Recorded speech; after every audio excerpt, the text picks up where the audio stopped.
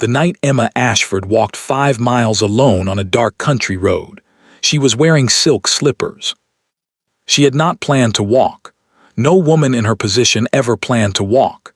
She had a carriage, a fine one, with the Ashford crest painted on the door in gold and navy, the horses freshly shod, the velvet cushions still warm from the afternoon sun.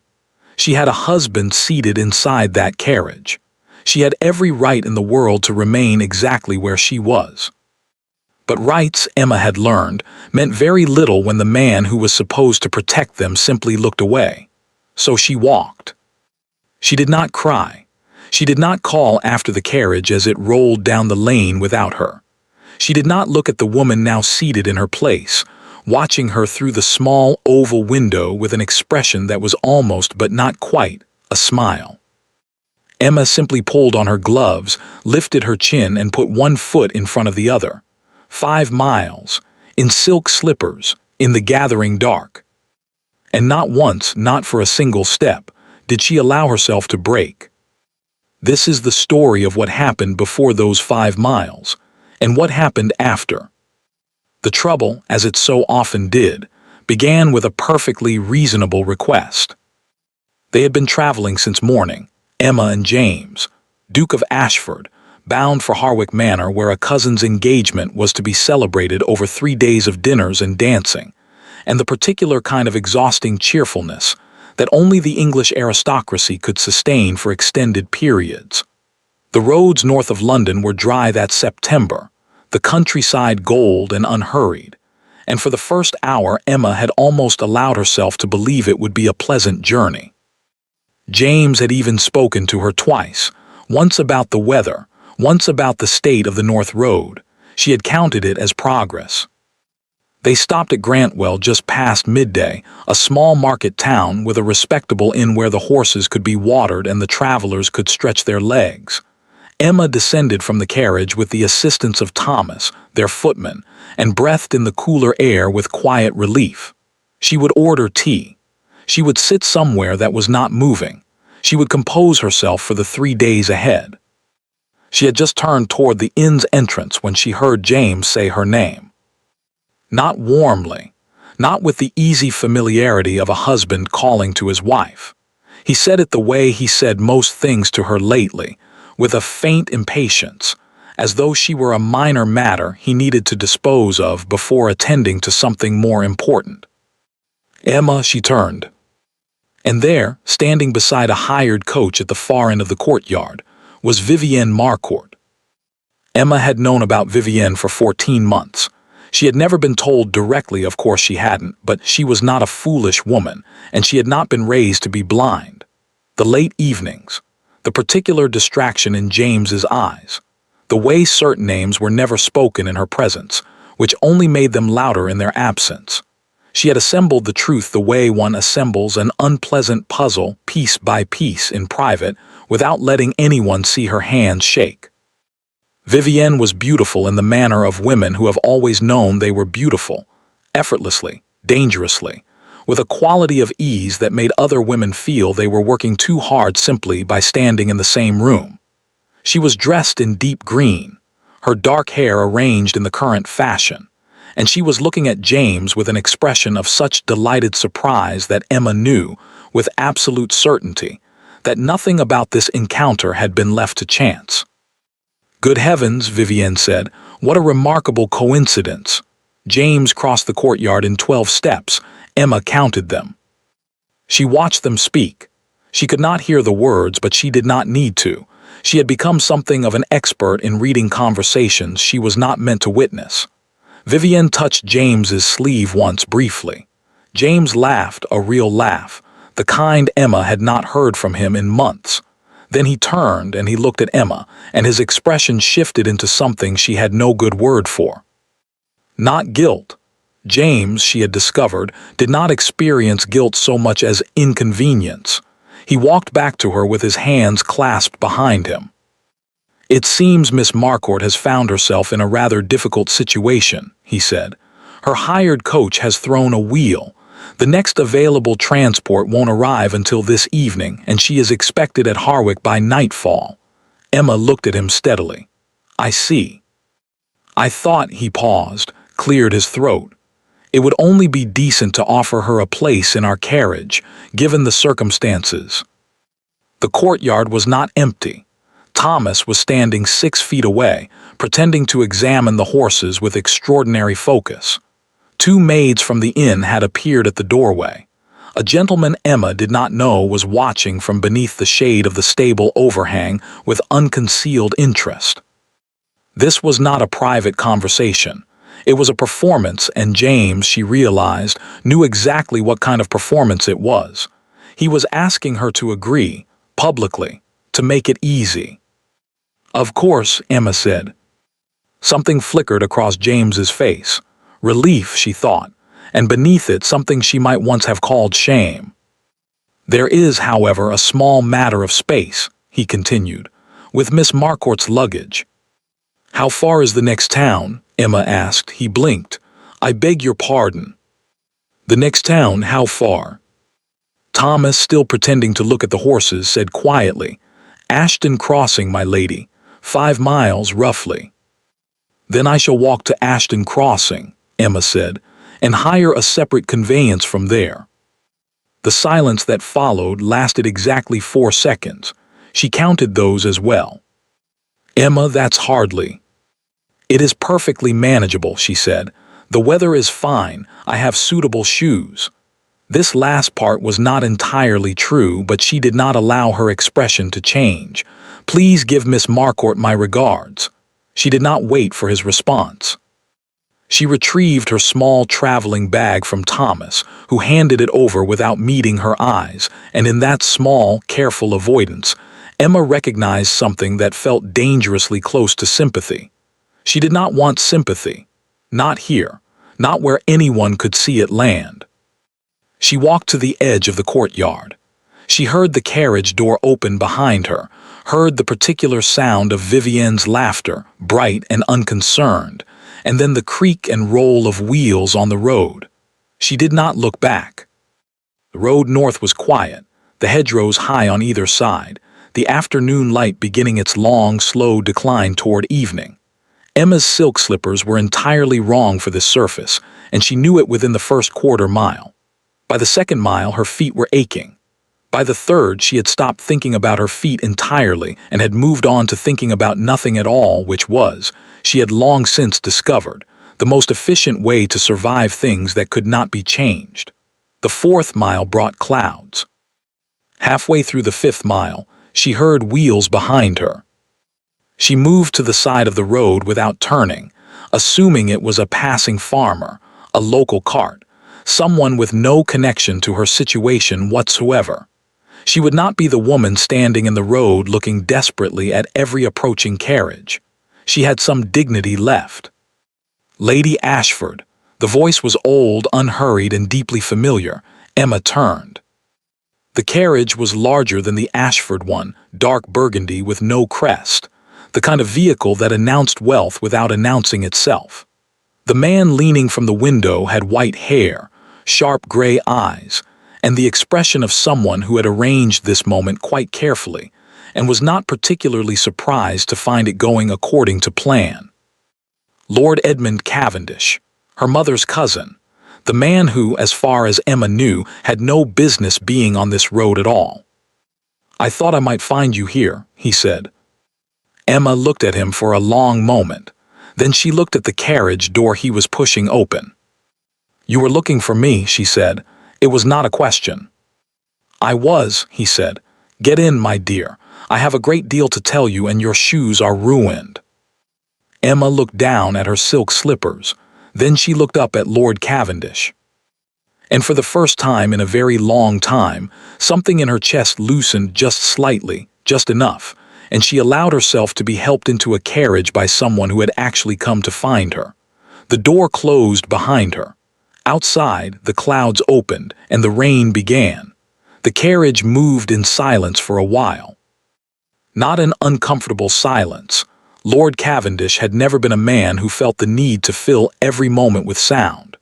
He sat across from Emma with his hands resting on the ivory handle of his cane, watching the rain streak the windows, apparently in no particular hurry to begin whatever it was he had come to say. Emma was grateful for it. She needed the time. Not to compose herself, she was already composed, had been composed since the moment she stepped out of that courtyard, would remain composed until she was somewhere entirely private and entirely alone, which was the only place she ever allowed herself to be otherwise. She needed the time to simply sit, to feel the carriage moving beneath her, to register, quietly and without drama, that her feet hurt enormously and that she was wet from the shoulders down, and that the man sitting across from her had, for reasons she did not yet understand, driven out of his way to find her on a country road. She looked at him. "You knew," she said. Lord Cavendish did not pretend to misunderstand. "I had a reasonable suspicion," he said, "of what today might look like." "How?" He was quiet for a moment. Outside, the rain came harder, drumming against the roof in long, uneven waves. "Your husband is not a careful man," he said finally. "Careful men do not allow certain situations to become visible. James has allowed this one to become rather broadly visible." Emma said nothing. "I want you to know," Cavendish continued, "that I did not come because I thought you could not manage. I came because you should not have to manage alone. There is a difference, Emma, a significant one." She looked out the window. The hedgerows had given way to open fields, and somewhere ahead, through the gray curtain of rain, she could make out the low shape of a stone building set back from the road. "Where are we going?" she asked. "Somewhere quiet," he said, "and dry." The cottage was not, strictly speaking, a cottage. It had begun as one. Emma could see that in its bones, in the low ceilings and the thick stone walls and the deep-set windows that had been built for an earlier, colder century. But someone had added to it over the years, carefully and with considerable taste, until it had become something between a farmhouse and a small manor, modest from the outside, surprisingly warm within, with good furniture and better fires, and the particular smell of a house that was used and cared for rather than merely maintained. A housekeeper appeared before the carriage had fully stopped, a small, composed woman of middle age who moved with the quiet efficiency of someone who had been expecting them. "Mrs. Hale," Cavendish said as he descended, "Lady Ashford will need dry clothes, hot tea, and whatever you have in the kitchen, in that order." Mrs. Hale looked at Emma with an expression of such calm practicality that Emma felt, absurdly, like weeping, not from distress, from the simple relief of being looked at by someone who intended to help without requiring anything in return. "Of course, my lord," Mrs. Hale said. "Come with me, my lady. Let's get you sorted."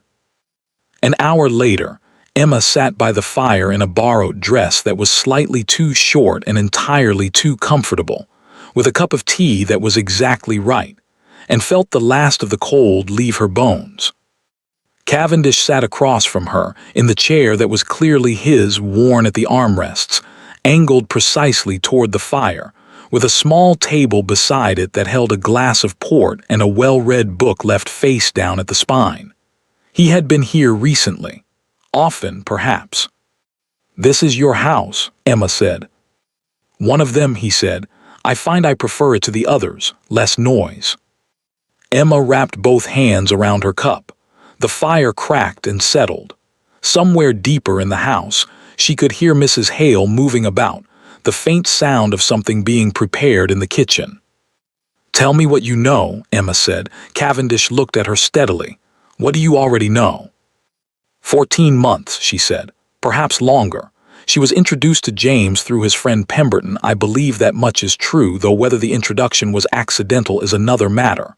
She has attended at least 4 events at which James was present, and I was not invited to be aware of her attendance. She has been to Ashford House, I do not know how many times. James believes I am not aware of any of this. Cavendish said nothing for a moment. Then, "You are not angry." "I am," Emma said quietly. "I am very angry, but I have nowhere useful to put it at the moment, so I am setting it aside."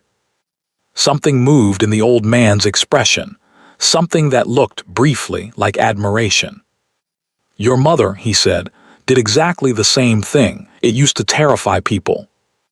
Emma looked at him. Her mother had died when Emma was 11, a quiet, gradual death that had taken far too long and left far too little behind. She did not speak of her often. There was not much to say that didn't hurt. You knew her well, Emma said. It was not a question either. She remembered Cavendish from childhood, a tall figure at the edge of family gatherings, always watching, always slightly separate. Better than most, he said.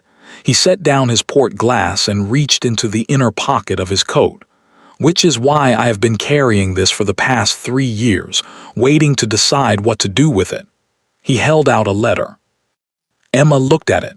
The paper was old, cream-colored, slightly foxed at the edges, folded in thirds. The handwriting on the outside was her mother's. She knew it immediately, the way you know a voice before you see the face, that particular slant, that particular economy of line. It was addressed to the Duke of Ashford, not James, James's father. Emma did not take it immediately. What does it say? It says, Cavendish said carefully, that your mother and the late Duke had an agreement. Not a romantic one, I want to be clear on that point. A different kind entirely. He paused. Your mother's family owned something the Ashford estate needed very badly. Not land, not money. Something rarer and considerably more valuable to the right people. He let the letter rest on the arm of his chair.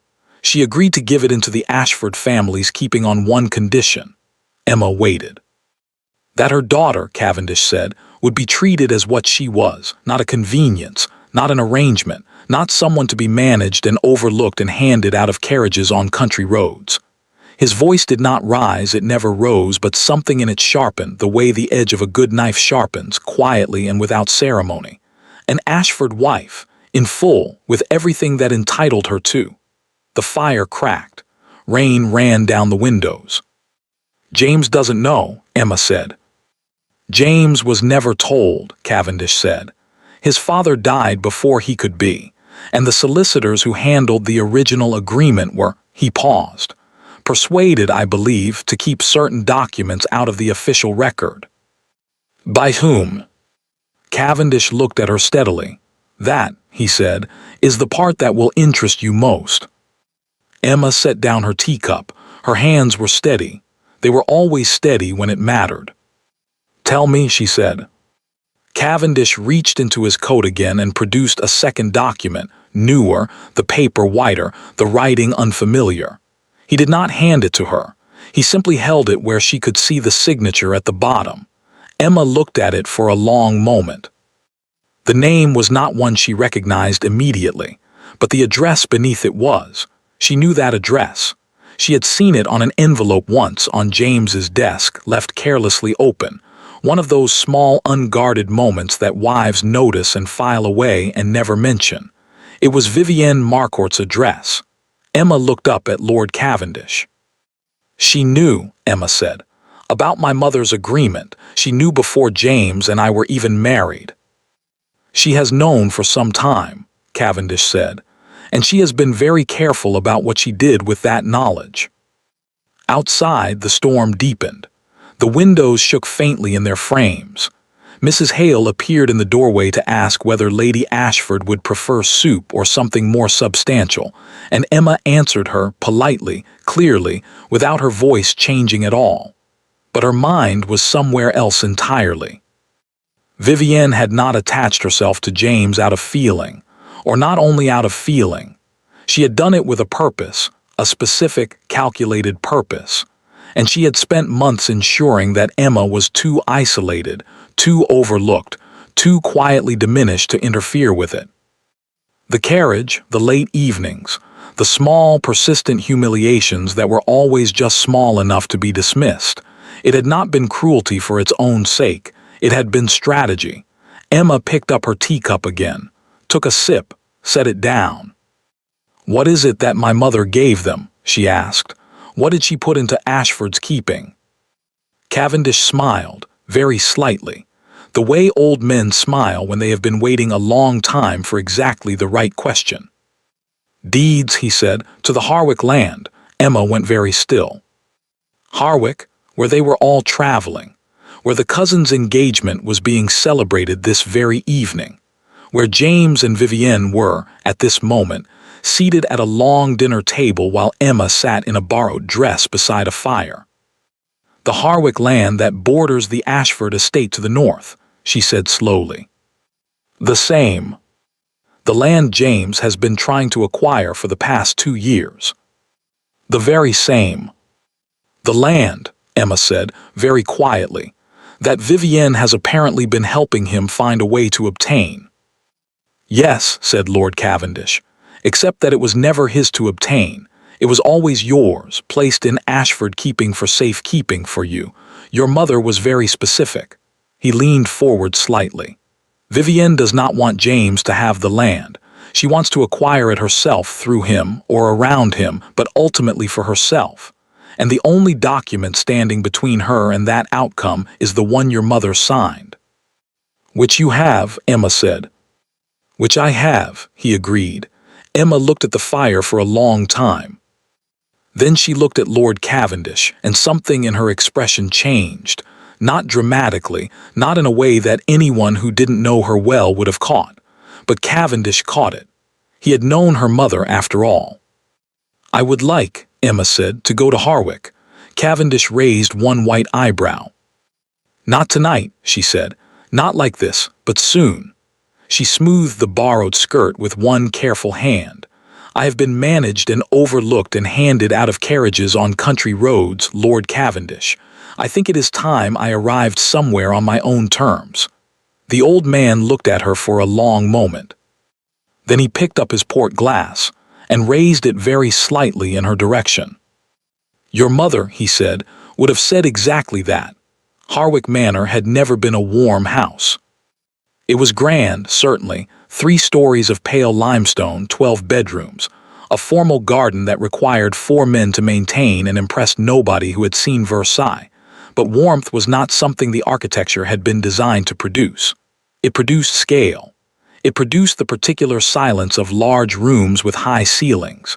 It produced, in those who walked its corridors for the first time, a faint sense of being watched.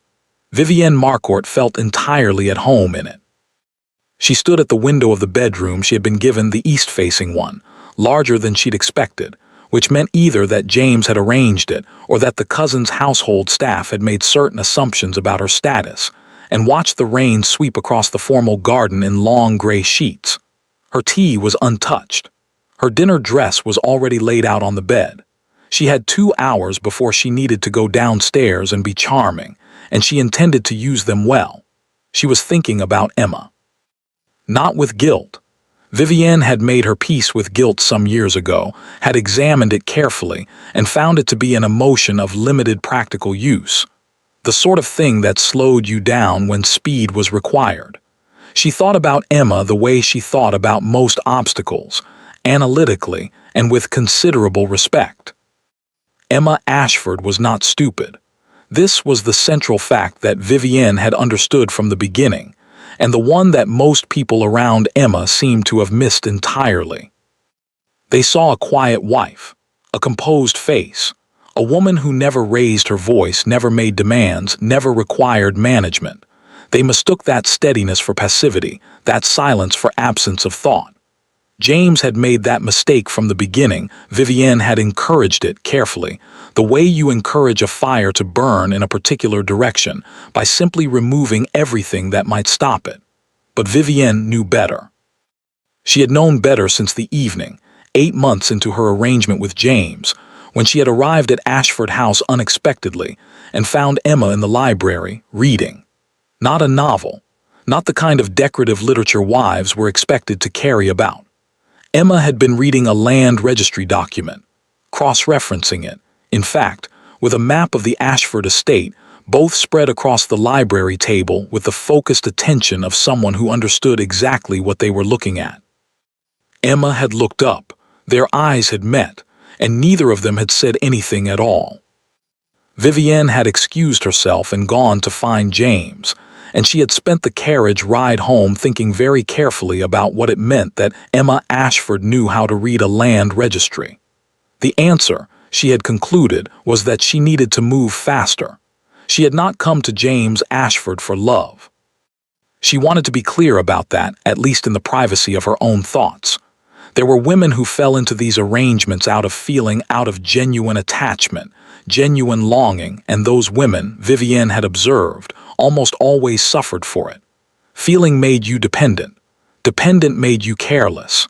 Careless, in the world Vivienne inhabited, was simply another word for finished. She had come to James because James had access to something she needed. It had started with a conversation, a real one, the kind that rarely happened at dinner parties but occasionally happened afterward, when the port had been passed around twice and the room had thinned to the people who actually mattered. A solicitor named Grantham had said something in passing, half to himself, about the Harwick land, about a peculiarity in the title documents, an arrangement made between two families some 20 years prior, an agreement that had never been properly registered and therefore could not be properly enforced. Vivienne had asked one careful question, then another. Grantham, who had been flattered by her attention and loosened by the port, had told her more than he should have. By the end of that conversation, Vivienne understood three things. First, there existed a deed signed by a woman named Margaret Ashford, née Cavendish, transferring certain land rights into the Ashford family's keeping, with specific conditions attached. Second, that deed had never been filed. The solicitor who should have filed it had instead buried it, paid. Grantham had implied with the particular imprecision of a man who did not want to be held to his words, by a party whose name he did not say aloud. Third, without that deed the land reverted, not to the Ashford estate, not to James, to whomever could establish the cleaner legal claim, and Vivienne, through a series of transactions she had been quietly arranging for the better part of 3 years, was very close to being that person. She needed only one thing more. She needed Emma Ashford to be somewhere else, somewhere peripheral, somewhere that made her easy to overlook when the legal proceedings began, so that nobody thought to ask whether the late Duchess's agreement might complicate matters. James had been easy to shape. That was not cruelty, it was observation. James was a man who wanted to be comfortable, who wanted his choices validated, who wanted the people around him to behave in a manner that did not require him to examine himself too closely. Vivienne had simply made herself into the person who provided all of that, the right word at the right moment. The right hesitation before mentioning Emma's name, just enough to plant the impression of a difficult woman without ever saying anything that could be directly cited. The right expression when James described his wife's reserve, his wife's silences, his wife's apparent indifference. "She doesn't seem unhappy," Vivienne had said once, carefully, "but she doesn't seem entirely present either, does she? As though she's always thinking about something else." James had been quiet for a moment, then he had changed the subject. But the seed had been planted, and Vivienne had learned a long time ago that seeds planted in fertile ground did not require much attention. The afternoon had gone well, better than well. The carriage moment had been impulsive, she would admit that. She had not planned to be in Grantwell. Her own hired coach genuinely had thrown a wheel, which she had taken as the kind of coincidence that occasionally offered opportunity to those alert enough to recognize it. She had not expected James to actually ask Emma to give up the carriage. She had expected him to hesitate, to find some other solution, to be, as he so often was, just barely too decent to do the worst thing available. But he had done it, he had actually done it, and Emma had gotten out. Vivienne turned from the window. She was not proud of the feeling that had moved through her when she watched Emma cross that courtyard, that small, warm flicker of satisfaction. She was not proud of it, but she did not pretend it wasn't there. She had spent 2 years carefully constructing a situation, and today that situation had produced exactly the image she needed. The Duchess of Ashford, walking away from her husband's carriage, alone in the rain, while Vivienne sat in her place. Society had a long memory for images like that. She crossed to the writing desk in the corner of the room, sat, and drew out a sheet of paper. There was a letter she needed to send. To Grantham. The timing mattered now.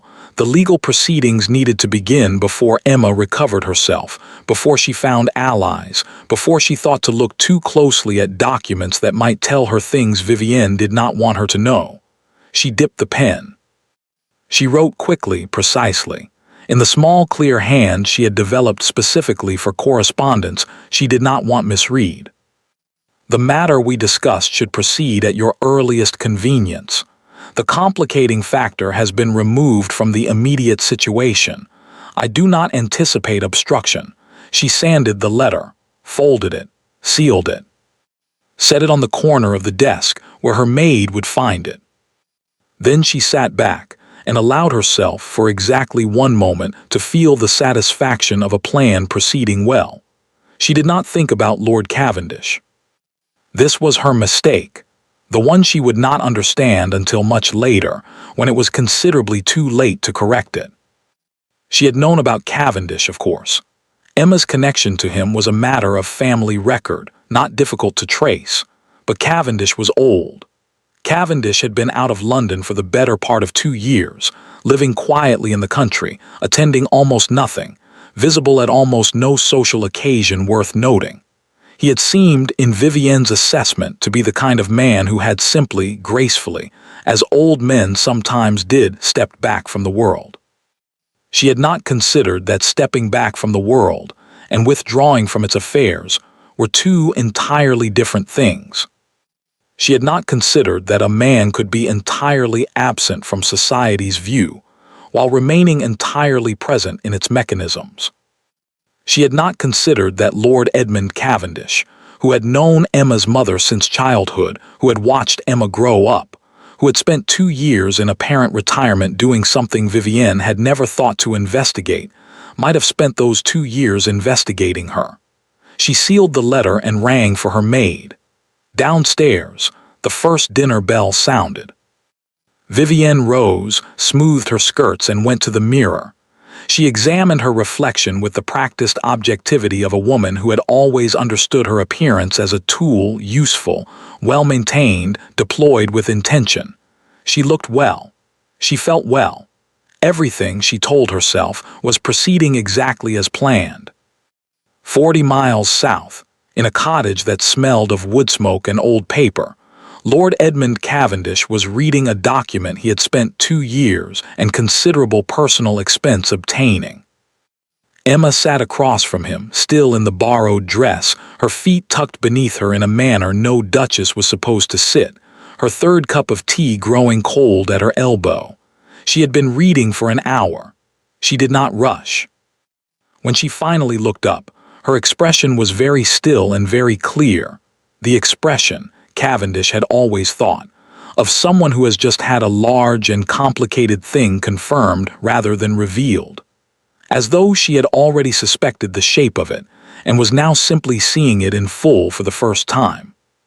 She forged a letter, Emma said, from me.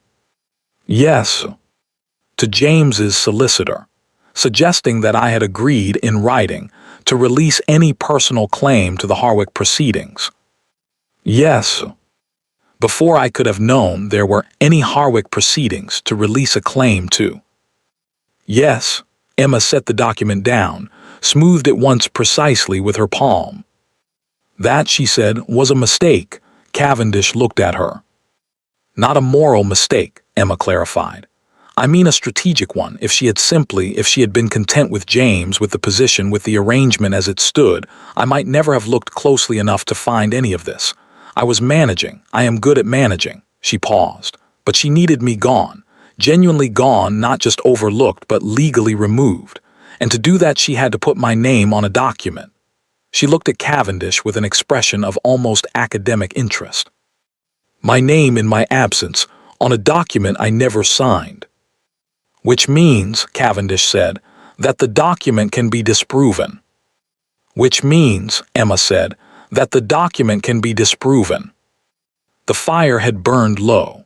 Cavendish reached out and added another log without getting up. He had developed the particular skill of fireplace management that comes from years of preferring to do things oneself.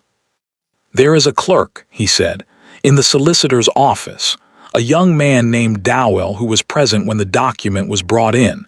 He was not comfortable with what he witnessed, and he has been, I believe the correct word is conflicted, for some months now." Emma looked at him steadily. "You've spoken with him?" "I have had certain conversations," Cavendish said, in the tone of a man who had been having certain conversations his entire life and found them generally productive.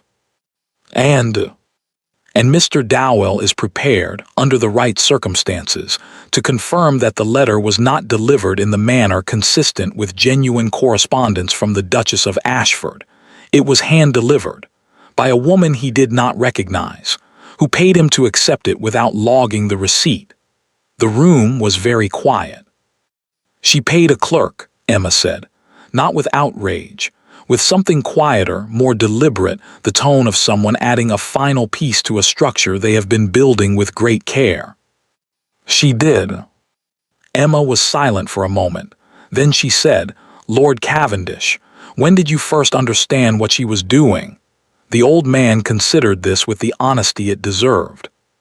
14 months ago," he said. "When I heard she had attached herself to James, I knew the name. I had encountered her professionally, you might say, some years before in connection with another matter involving disputed land rights." He looked at Emma directly.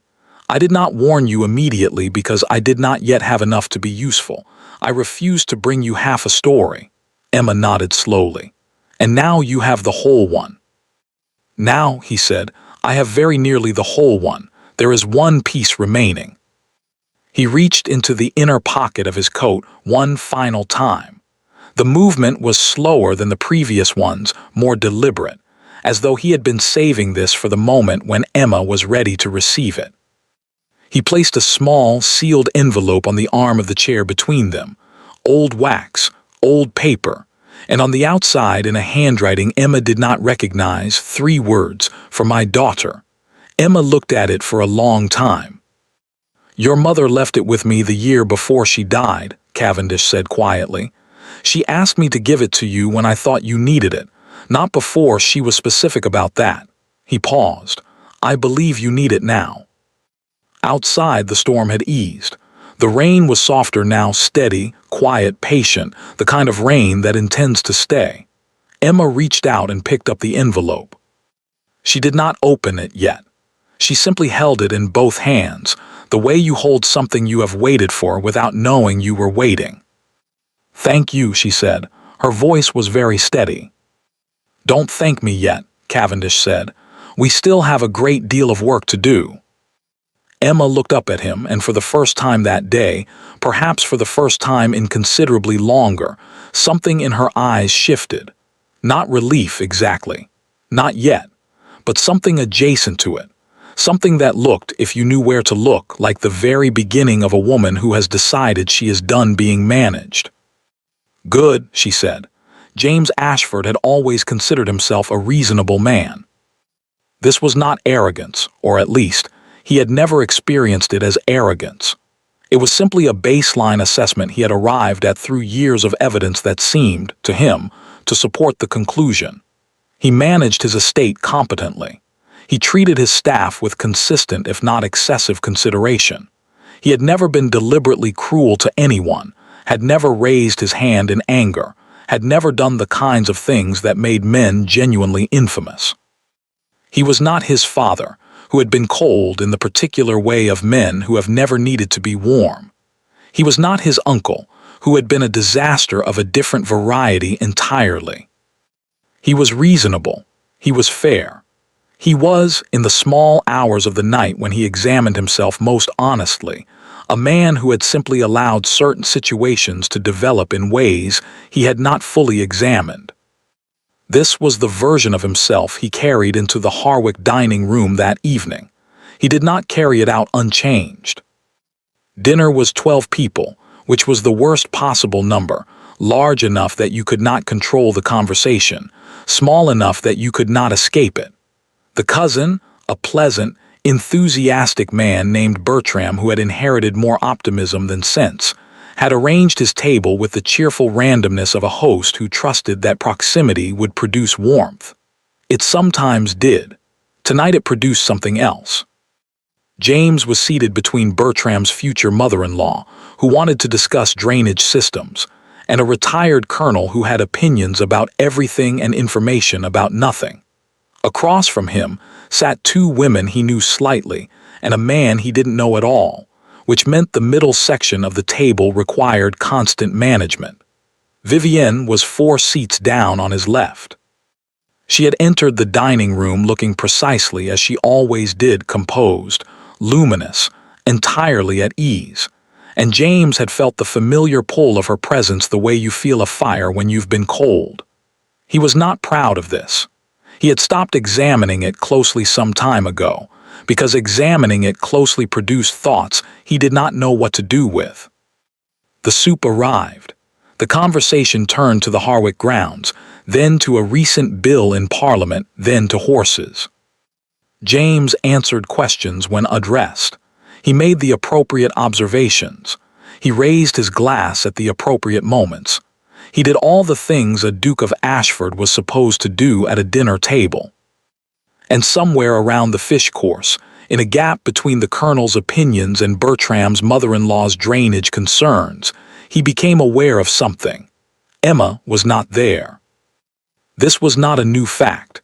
He had known Emma was not at the table, had known she was not at Harwick at all since they had arrived that afternoon, and he had made a series of mutually unsatisfying explanations to Bertram about her absence. A sudden indisposition. The rain. She would join them tomorrow, he thought. Perhaps the day after. Bertram had accepted this with the easy grace of a man who found most explanations acceptable, and James had moved on, and that had seemed to be that. But now, sitting at this table in this room, James found that his awareness of Emma's absence had changed character. It had become specific. He looked at the flower arrangement at the center of the table. It was fine. Bertram's housekeeper had done a competent job, but it was arranged in the manner of someone who knew what flowers were supposed to look like at a table without fully understanding why. The proportions were slightly wrong. The candles were spaced unevenly. There was a faint asymmetry to the whole thing that would not have been there if Emma had been involved. Emma always noticed asymmetry. She never mentioned it, she simply corrected it, so quietly that the result was visible without the effort being so. James had spent years eating at tables Emma had arranged without once thinking about the fact that they had been arranged at all. He thought about it now. The colonel said something. James responded. The fish plates were removed. He thought about Ashford House. He thought about the way it ran, not perfectly. Nothing ran perfectly, but smoothly, with the particular lack of friction that came from everything being anticipated before it became a problem. The household accounts, which James never needed to examine because they were always in order. The staff, who seemed to require almost no management because they had apparently been managed already. The visitors who arrived and found themselves comfortable without being able to say exactly why. The fires that were always the right temperature. The correspondence that was always answered. The 100 small administrative details of a large house that James had never once had to think about because thinking about them had simply not been necessary. He had not, he realized, ever wondered why. He picked up his wine glass, set it down. Across the table, one of the women he knew slightly, a Mrs. Harcourt he remembered now, married to a man in the Foreign Office, was telling a story about a journey she had taken last summer, some mishap with a carriage on a country road, and the table was laughing, and James was not listening to the story but was suddenly, sharply aware of the word carriage and of what it was connected to. He set his wine glass down with slightly more force than he intended. Nobody noticed. The story continued. The laughter rose and fell. James looked at his plate.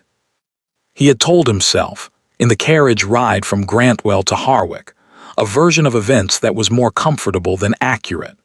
He had told himself that Emma had chosen to walk, that she had been, if anything, almost aggressive about it, that she had refused his suggestion of another arrangement before he had fully made it, that she was a grown woman who had made a decision he had not forced. He had told himself that her composure had been.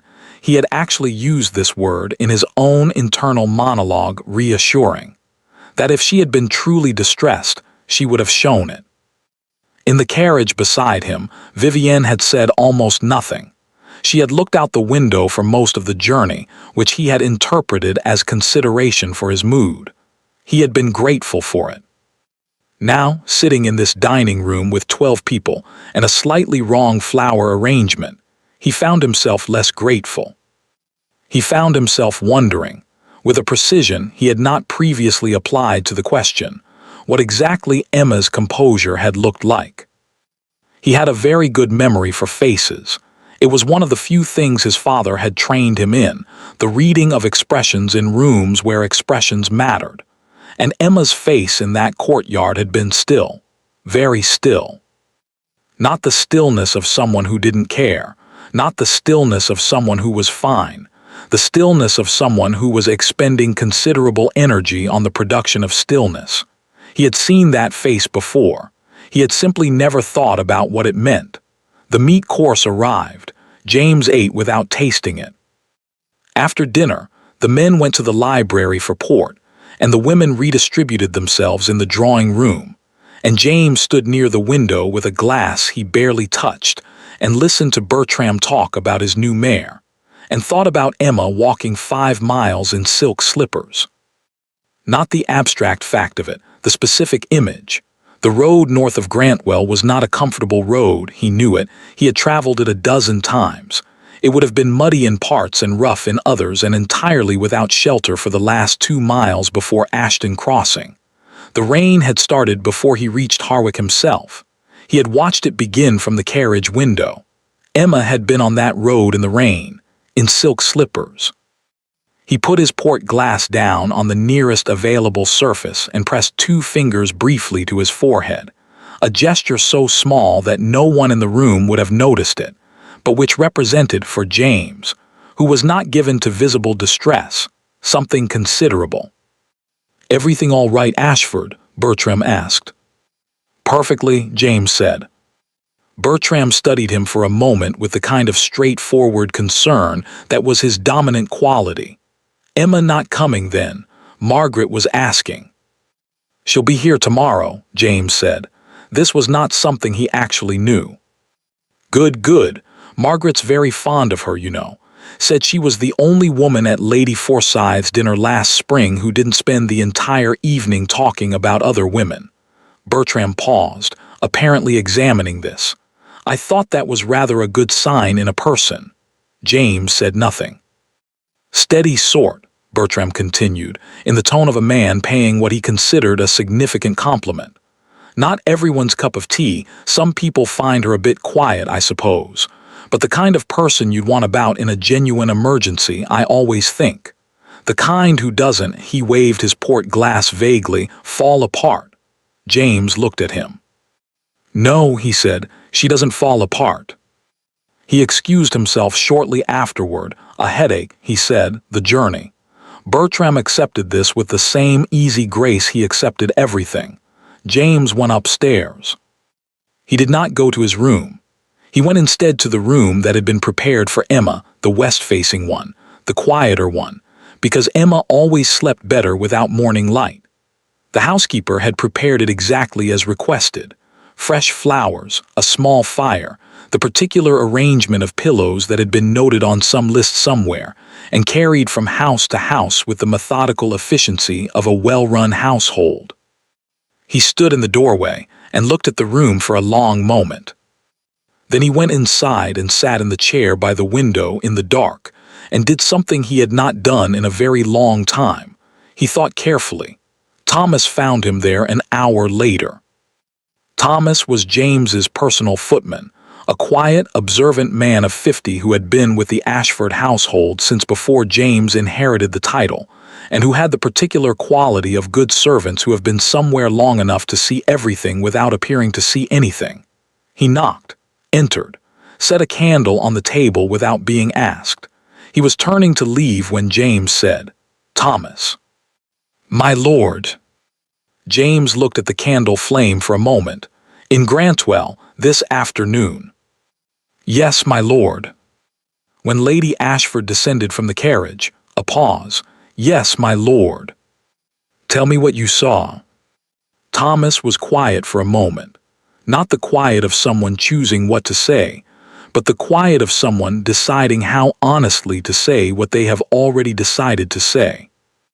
Her ladyship descended from the carriage without assistance, he said. She retrieved her own traveling bag. She walked to the edge of the courtyard. He paused. She did not look back.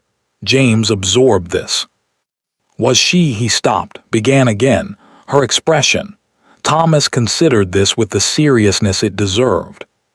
Composed, my lord, he said, very composed. Another pause, the kind of composed that costs something. The candle flame moved in a draft from the window. James watched it settle. The kind that costs something, he repeated. Yes, my lord. James was quiet for a long time. Thomas stood without moving, in the manner of a man who has learned that stillness is sometimes the most useful thing he can offer. She was wearing silk slippers, James said finally, for a 5-mile road. Yes, my lord, I noticed that as well. You should have, James stopped, because Thomas should not have had to do anything. Thomas was a footman, not the man responsible for ensuring his wife was not abandoned on a country road in the wrong shoes. That responsibility belonged somewhere else entirely. I'm sorry, my lord, Thomas said quietly, not for failing to act, for what he was witnessing. James looked up at him. Don't be, he said. That's not yours to be sorry for. Thomas nodded once, moved toward the door. Thomas, James stopped him a final time. Did she, he looked at the window, the rain had eased, the grounds of Harwick were dark and still. Did she seem frightened? Thomas paused with his hand on the door frame. He considered this for what felt like a long time. No, my lord, he said. That's what I kept thinking about on the road here. She didn't seem frightened at all. He paused one final time. She seemed decided. He closed the door behind him. James sat in Emma's chair in Emma's room, with Emma's carefully arranged pillows and Emma's preference for west-facing windows and the ghost of Emma's particular attention to everything that made a house function. And he felt, settling over him slowly and with the weight of something that had been approaching for a long time, a sensation he had no comfortable name for. Not guilt. He had told himself it was not guilt all evening. But it was something in that family. Something with guilt's dimensions and guilt's particular gravity, pressing down in the specific place where he had been keeping, for quite some time now, all the things he had chosen not to examine. He reached out and picked up the candle, held it for a moment. Then he set it back down, stood, and went to find Vivienne. Not with warmth, not with the familiar, comfortable pull he had grown accustomed to, with a question, one he should have asked a long time ago. Vivienne was in the small sitting room adjacent to the drawing room, the one the women had drifted away from as the evening wore on, leaving behind the particular debris of a gathering in retreat, abandoned embroidery, half-finished cups of tea, a novel left open on the arm of a chair.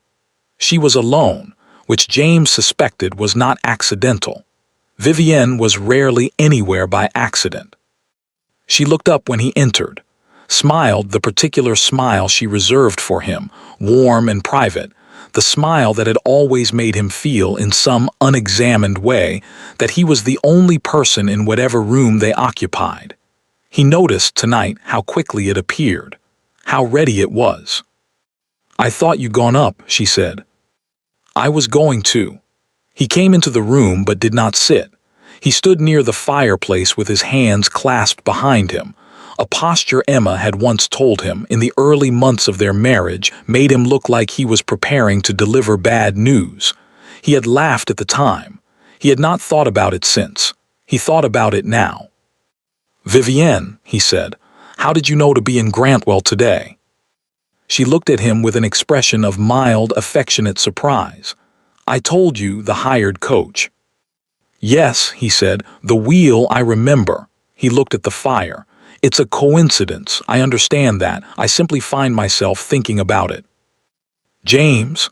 Her voice shifted slightly, warmer, slower, the register she used when she wanted him to stop thinking about something and start feeling something instead.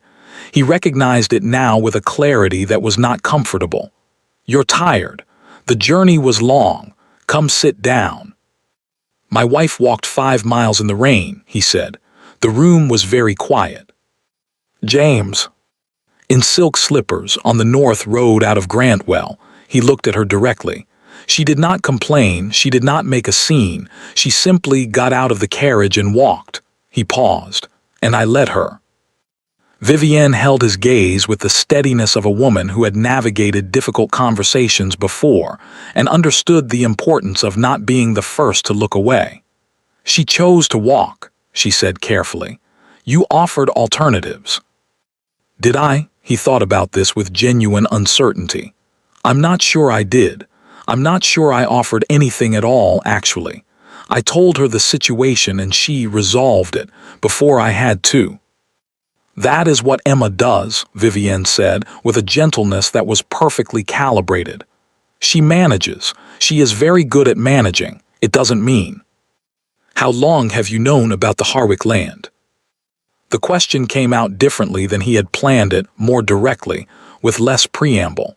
He had not entirely intended to ask it tonight, but the evening had done something to his patience for his own evasions, and the question had simply arrived. Vivienne was still for exactly 1 beat too long. It was a small thing, a fraction of a second, the kind of pause that would have meant nothing to a man who was not, at this particular moment, paying very close attention. James was paying very close attention. "The Harwick land," she said. "In what sense?" "In the sense that I have been trying to acquire it for 2 years," he said, "and you have been helping me think through various approaches.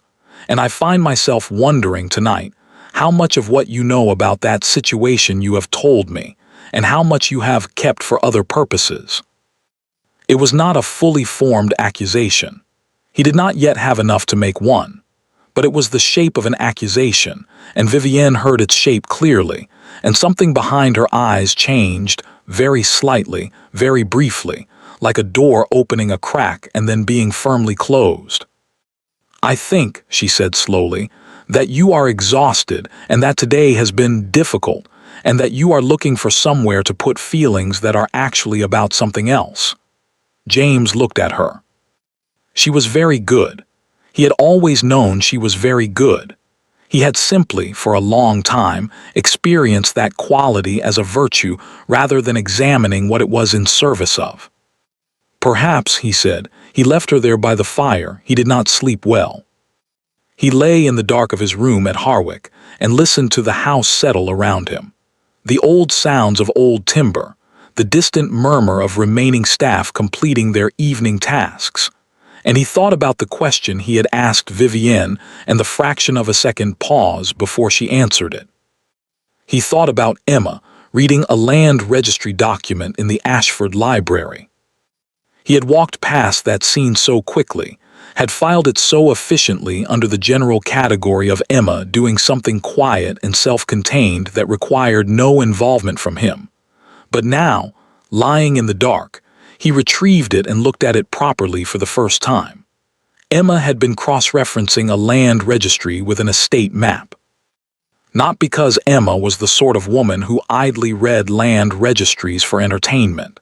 Emma was the sort of woman who read things because she had identified a specific reason to read them. What had she identified? He stared at the ceiling. What did Emma know that he didn't? And the larger question, the one that had been assembling itself all evening from pieces he had been refusing to look at directly, arrived at last, fully formed in the quiet of the dark room. What had he not been told? Morning came gray and cool, the storm entirely spent, the Harwick grounds washed clean and still.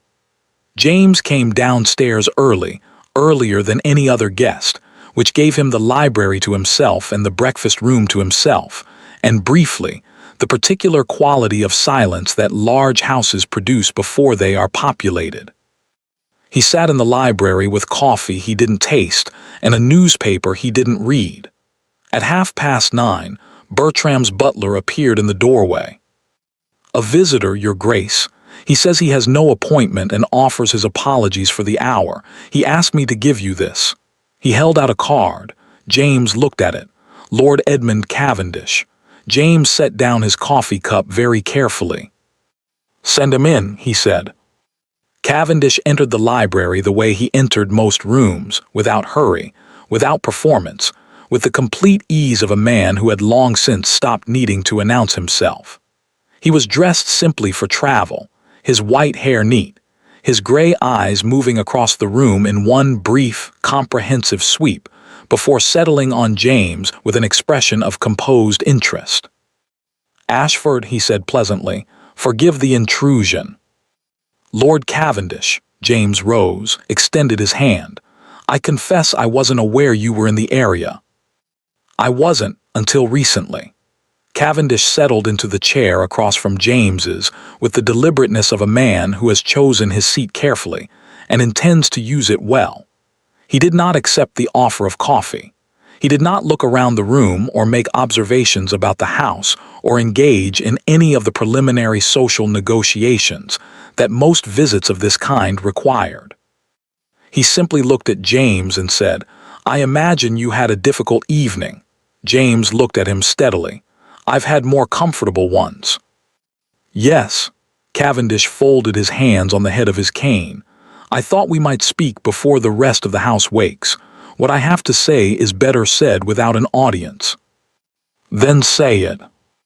Cavendish regarded him for a moment, not unkindly, but with the frank assessment of a man who has decided that kindness and directness are not mutually exclusive, and sees no reason to sacrifice the latter for the appearance of the former.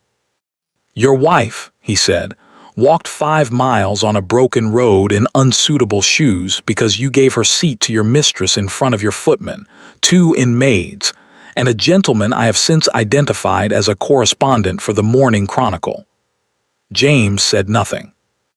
"By Thursday," Cavendish continued in the same level tone, "that story will have traveled to every drawing room in London, not as scandal, as a particular kind of story that women tell each other and remember for a long time."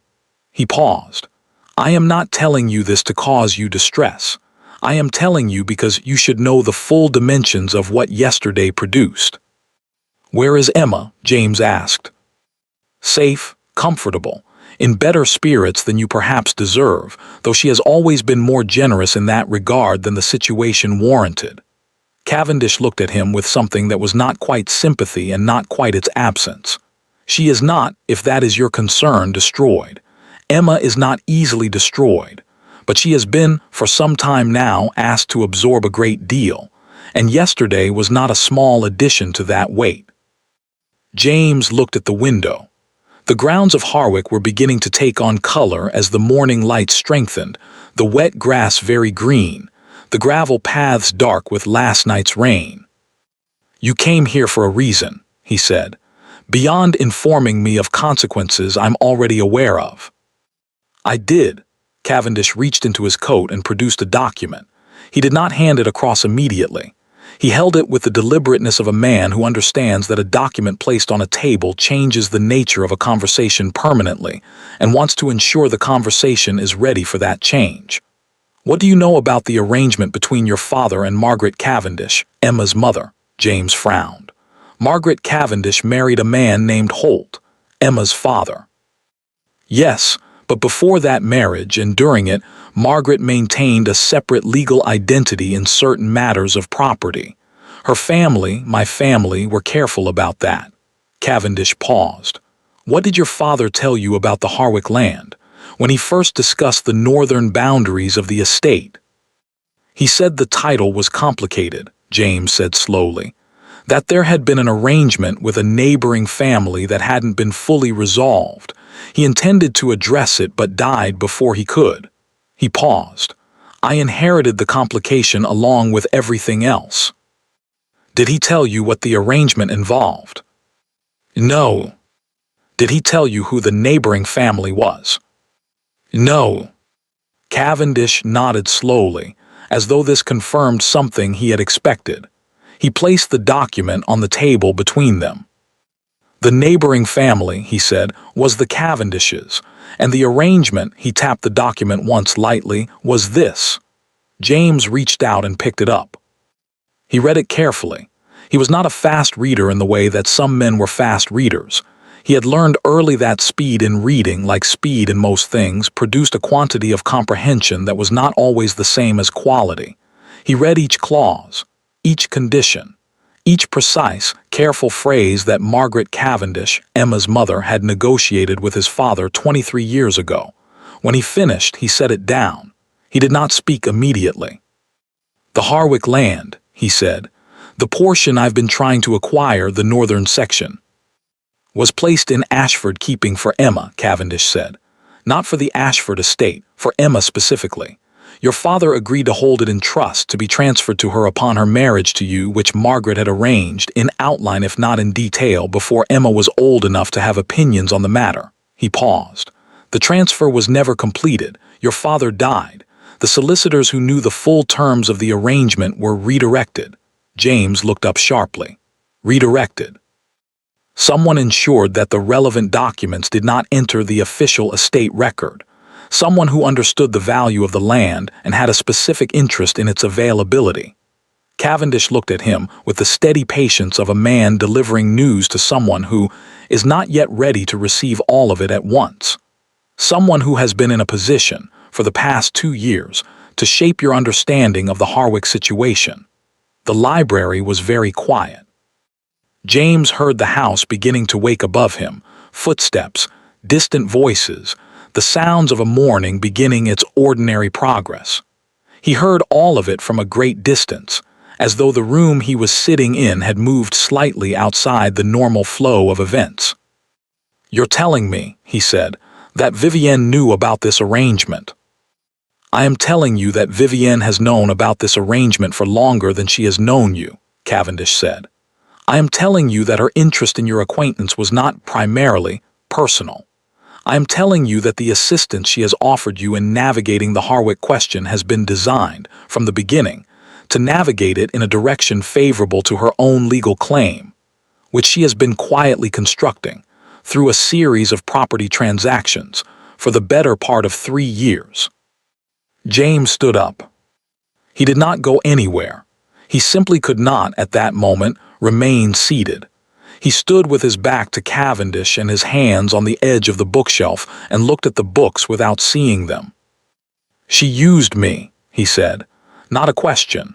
The flatness of a statement being made by someone who is still in the process of understanding what it means. She used your access, your position, and your distraction," Cavendish said, with the careful precision of a man who understands that the word distraction is doing significant work in that sentence and intends it to. "You were not her purpose. You were her method." James turned around. His face, Cavendish would later tell Emma, had done something interesting in that moment. Not collapsed. James was not the kind of man whose face collapsed, but something in it had reorganized. Something that had been arranged around a particular set of comfortable assumptions had been quietly, permanently rearranged. "There's more," James said.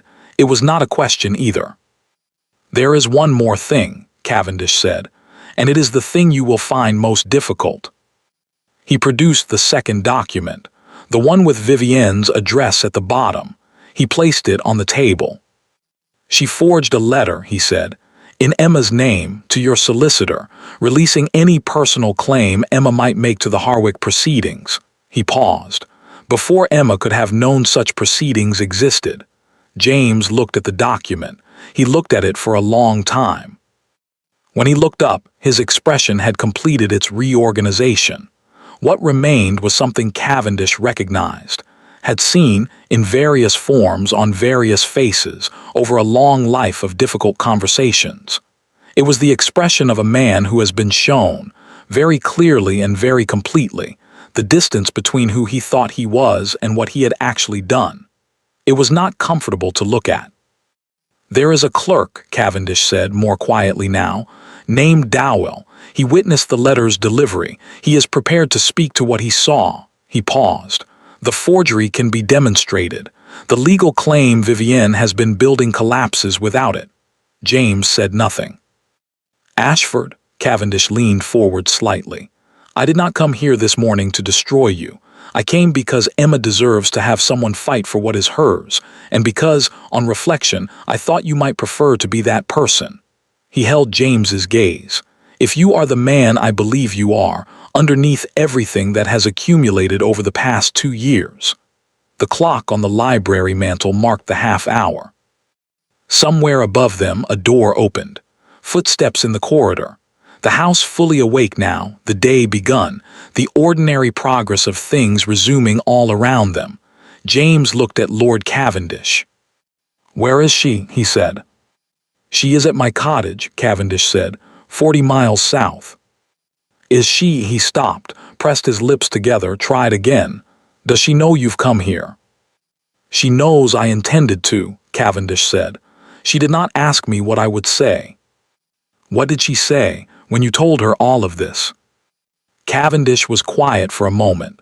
Something moved in his expression, something that was, if you looked carefully, very close to admiration. She said she wanted to go to Harwick, he said. Not immediately, not in distress, on her own terms. He paused. She said she had been managed and overlooked and handed out of carriages on country roads, and that she thought it was time she arrived somewhere differently. James looked at the window. The morning light was full now, the Harwick grounds bright and washed and very still. I have things to attend to, he said quietly, before she arrives. Cavendish rose from his chair, picked up his cane, moved toward the door with the unhurried deliberateness of a man whose work in this room is complete. At the threshold he paused. Ashford, he did not turn around. The 5 miles, James looked at him. Don't explain it, Cavendish said. Don't justify it. Don't construct a version of it that is easier to have done. He paused. Just know what it was clearly and entirely before you go to her. He left. James stood in the empty library for a long time. Then he rang for Thomas. There was, as it turned out, a great deal to do. Vivienne came down to breakfast at 10 o'clock. This was her usual hour, late enough to avoid the early risers, early enough to maintain the appearance of someone with no particular reason to avoid anyone. She had slept well, which she considered a point of professional pride. Anxiety, she had long believed, was a luxury of people who had not planned carefully enough. She had planned carefully. She had nothing to be anxious about. She found the breakfast room empty except for Bertram's future mother-in-law, who was eating toast with the focused determination of a woman who had decided the day was already disappointing and intended to get through it efficiently. They exchanged the minimum required pleasantries. Vivienne poured her coffee, sat, unfolded the morning paper. She had been sitting for perhaps 4 minutes when she noticed the quality of the house. It was too quiet. Not in the way of a house still waking, she knew that quiet, had navigated it many times in many houses. This was the quiet of a house where something had already happened, where the staff had rearranged themselves around a new fact and were being very careful not to let it show. She set the paper down. She looked at Bertram's mother-in-law, who was resolutely attending to her toast. Has something occurred? Vivienne asked pleasantly. The woman looked up. I'm sure I don't know, she said, in the tone of someone who was quite sure she did know and had decided not to be the one to say it. Vivienne finished her coffee, rose, and went to find James. He was not in the library. He was not in the billiard room. He was not in any of the ground floor rooms she moved through with increasing speed and decreasing composure. And speed, she reminded herself, was not what was called for here. Speed was what you did when you had lost control of something. She had not lost control of anything. She found him in the east garden. He was standing near the stone balustrade that overlooked the lower grounds, coat on, gloves on, with the posture of a man who had been outside long enough for the cold to stop bothering him. He was not alone. Thomas stood a respectful distance behind him, and beside Thomas was a man Vivienne didn't recognize, middle-aged, ink-stained at the fingers, holding a leather satchel with the careful attention of someone transporting something breakable. A solicitor. not James's usual one. Vivienne stopped walking.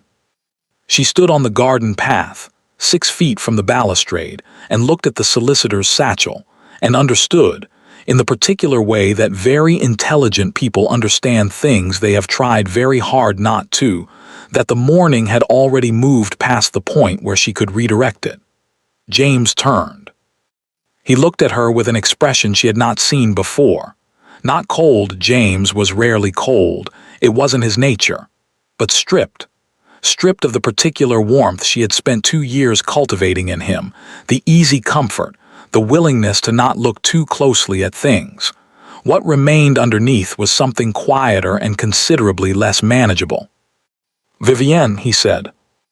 "James," she kept her voice even, pleasant, the voice of a woman who has found a friend in an unexpected place and is simply stopping to say good morning.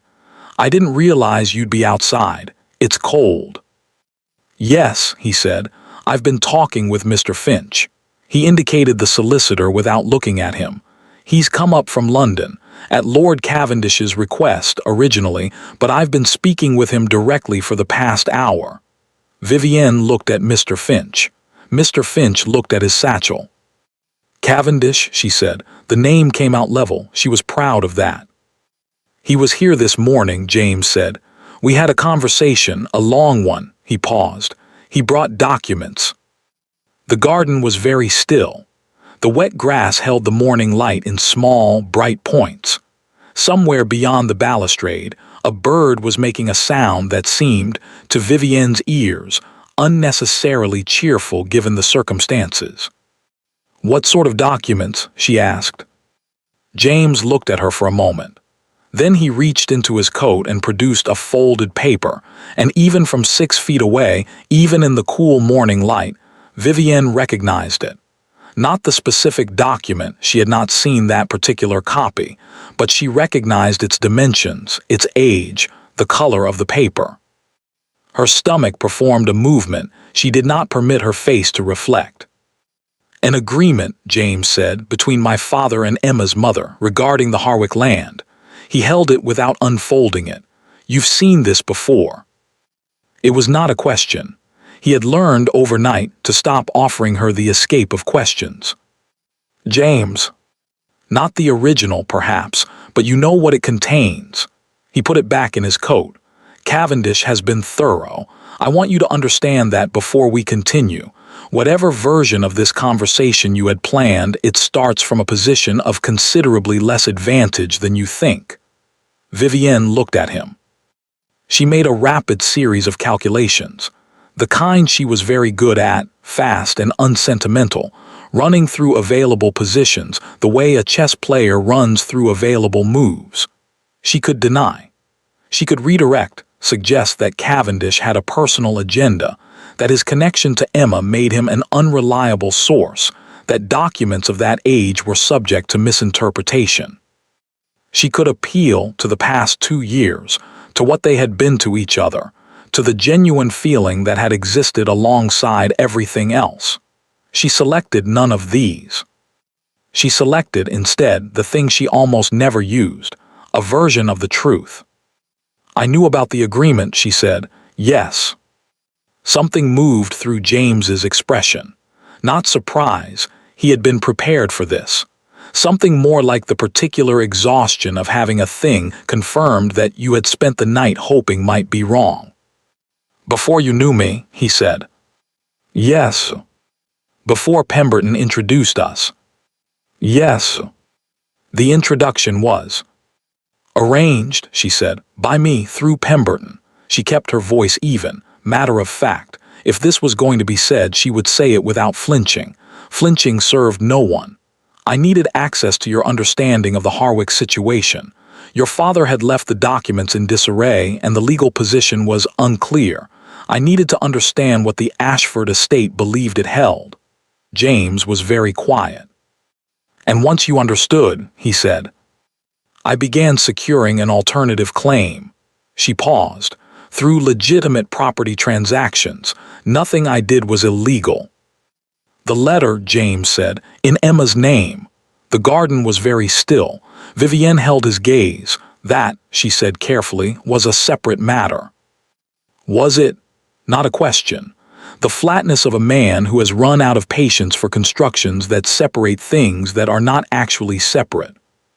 The letter was a precaution. Emma had been looking at the land registry. I wasn't certain how much she understood. I needed to ensure that her name could not be used to complicate the legal proceedings at a critical moment. You forged her signature. I drafted a document that. You forged her signature.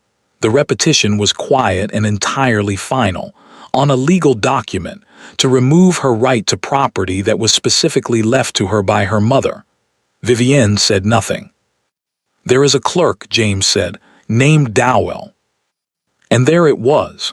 The thing she had not planned for because she had assessed Dowell and found him frightened and financially motivated and therefore manageable. She had not assessed him as someone who would speak. She had been wrong. It happened so rarely that she found, standing in this garden in the cold morning light, that she was almost distantly, academically interested in the fact of it. I see, she said. Mr. Finch, James said without looking away from her, has the full documentation, Dowell's statement, the original agreement, a record of the property transactions you've been conducting. He paused. And a letter, the real one, the one Emma's mother left for her which Cavendish has been holding. Vivienne looked at him. She had not known about that letter. In 3 years of careful research, of thorough and methodical investigation of every relevant document and relationship, she had not known about that letter. It was, she recognized, the thing that had undone her. Not Dowell, not the agreement. The letter, the one variable she hadn't found because it hadn't been findable, because it had been sitting in the coat pocket of an old man who had spent 2 years looking precisely like someone who had simply stepped back from the world. She had underestimated Lord Cavendish. She had underestimated Emma. She had not, she realized, made the mistake of underestimating James. She had simply made the larger mistake of assuming that what he lacked in attention he lacked in principle. What happens now? She asked. James looked at her for a long moment. Mr. Finch will explain the legal position, he said. It is not favorable to you. The forged document voids any claim you might have established through the property transactions. Cavendish's solicitors are prepared to file the original agreement in full this week. He paused. As for the rest, that is not something I intend to discuss in a garden. He turned to Thomas, said something quiet. Thomas nodded and moved toward the house. Vivienne watched him go. James. She said his name not with the warmth she usually deployed it with. She was past that now. They were both past that, and she was not the kind of woman to use a tool that has been conclusively broken. She said it simply, as a form of address, nothing more. For what it's worth, what existed between us was not entirely. Don't, he said. She stopped. Not because I don't believe you, he said. But because it doesn't. He looked away briefly toward the lower grounds, the wet grass, the bright still morning. It doesn't change the weight of anything. He looked back. You used Emma, specifically and deliberately, for 2 years. You diminished her, isolated her, removed her from her own life by degrees, and you forged her name on a document designed to take from her the one thing her mother left her. He paused. Whatever existed between us doesn't live in the same place as that. I can't hold them in the same hand. Vivienne looked at him. She thought, briefly and without sentimentality, that under different circumstances, in a different life, with different stakes, James Ashford might have been someone she could have respected without reservation. No, she said quietly, I don't suppose you can. The conversation with Mr. Finch lasted 40 minutes.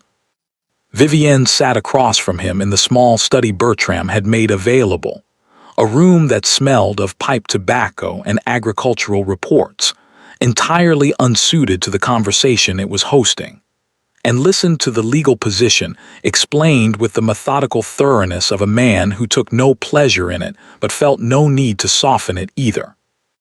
The forged document was void. Its existence, in fact, constituted grounds for a separate legal proceeding that Mr. Finch was careful not to characterize as inevitable, but also did not characterize as unlikely. The property transactions she had conducted were legitimate in themselves, but had been constructed on a foundation, the assumed availability of the Harwick land, that had now been conclusively removed. The alternative claim she had spent 3 years building was, in Mr. Finch's precise and unemotional phrasing, without basis. She listened. She asked 2 clarifying questions, both of which Mr. Finch answered accurately. She did not argue. She did not cry. She signed the document he placed before her, acknowledging receipt of the legal notification, nothing more, with her usual small, clear hand. When it was over, she went upstairs. She sat at the writing desk in the east-facing bedroom for a long time, looking at the formal garden below. The solicitor's letter she had sent to Grantham 2 days ago, the one about proceeding, the one about the complicating factor being removed, was somewhere in the London postal system, about to arrive at an address it would now be entirely useless to reach. She thought about Emma on the North Road, walking. She had watched her from the carriage window with that feeling she had been almost proud of, the warm, satisfied sense of a plan proceeding. She had watched Emma's straight back, her unhurried steps, her absolute refusal to look behind her. She had seen composure. She had seen a woman absorbing a defeat. She had not seen, had entirely failed to see, a woman who had already decided something. Vivienne sat at the desk for a long time. Then she rang for her maid and asked for her trunk to be brought down. There was nothing left here worth staying for. She left Harwick at noon. No announcement. No farewell to Bertram, who would be confused but would accept whatever explanation was eventually offered, because Bertram accepted most things. She descended the front steps with her maid behind her and her luggage loaded, and her traveling dress absolutely correct in every particular, because whatever else was true, she had never left a house looking like someone who had been defeated. She was at the bottom of the steps when she heard footsteps behind her. She turned. It was not James. It was Thomas, standing at the top of the steps with his hands at his sides and his expression entirely neutral. "Safe journey, Miss Marcourt," he said. It was the correct thing to say, formally correct, the sort of send-off you gave a departing guest, Miss Marcourt. Not my lady, not the deference of a household staff member addressing a woman of acknowledged position, just Miss Marcourt, the name she had arrived with, no more and no less. Vivienne looked at Thomas for a moment. Then she turned, walked to her carriage, and did not look back. Some habits, she thought, were worth keeping. James watched the carriage disappear down the Harwick Drive from the library window. He did not feel, watching it go, the things he had expected to feel. Not relief, not yet. Not grief exactly, though there was something in the vicinity of grief, the particular ache of understanding that a thing you had believed was real was built on a foundation you could no longer trust. He felt the ache of it without being destroyed by it, which told him something about the nature of what it had actually been. He turned from the window. On the desk behind him was a piece of paper. He had written 2 lines on it, then stopped, then started again, then stopped again, in the manner of a man who is very good at many things and has discovered that this particular thing, the thing he most needs to do, is not among them. He picked up the pen. He wrote, "Emma," then he stopped again. Thomas appeared in the doorway. "Your Grace, the carriage is ready if you'd like to go this afternoon." James looked at the paper, at the 2 words on it, at the enormous inadequacy of 2 words for everything that needed to be crossed. He set the pen down. "Yes," he said, "I'll go now." He folded the paper, put it in his pocket. He would not send it. He would bring it not to read to her, not to use as a prop in whatever conversation was coming, just to have it. The evidence that he had tried to find the words and found them insufficient, and decided that insufficient words sent from 40 miles away were not what was owed. What was owed was the 40 miles. He took his coat from Thomas, paused at the library door. "Thomas," he said. "My lord." Did you know, before yesterday, did you know how bad it had become? Thomas considered this with his usual careful honesty. I knew that her ladyship was carrying more than she should have to, he said. I didn't know the full extent of why. James nodded. When we get back to Ashford House, he said, there are going to be changes in how things are run, in how certain things are managed. He looked at Thomas directly. I'll need your help with that. Thomas met his eyes. Of course, Your Grace, he said, and then, very quietly, in the manner of a man offering something that goes slightly beyond the formal boundaries of his role, I'm glad you're going. James looked at him for a moment. So am I, he said. He walked out of the library through the entrance hall and down the front steps of Harwick Manor into the cool afternoon light. The carriage was waiting. He got in. The road south was clear. James watched it unspool through the carriage window. The same countryside he had traveled 2 days ago in the opposite direction. The same hedgerows and open fields and occasional farmhouse set back from the road. All of it washed clean by the storm and quietly indifferent to whatever was happening inside the vehicle moving through it. He had always found the English countryside soothing in its indifference. Today he found it simply there, which was enough. Thomas sat up with the driver. James had asked for that, had wanted the interior of the carriage to himself, which was not something he usually wanted but today felt necessary. He needed the space to think without managing his expression, which was more work than he had recently been allocating to it. He was not rehearsing what to say. He had considered rehearsing, had, in the first hour of the journey, begun to construct various versions of an opening, various careful arrangements of words that might serve as adequate approach to a conversation he had no real map for. He had abandoned all of them, not because they were wrong exactly, but because they were all in different ways, designed to make things easier for him, to give him something to hold on to ensure that whatever happened when he arrived, he would at least have the small dignity of having prepared. Emma had not prepared to walk 5 miles. She had simply walked them. He could at least arrive without a script. He thought about the letter in his pocket. Emma. 2 words. He had sat in that library for 20 minutes and produced 2 words, and then he had understood that what he was trying to do, to compress everything that needed to be said into something small enough to send ahead of him, was both impossible and wrong. You did not send a letter for this. You did not find the comfortable distance of paper and ink and a 40-mile gap and call it sufficient. He thought about what Cavendish had said. Don't explain it. Don't justify it. Don't construct a version of it that is easier to have done.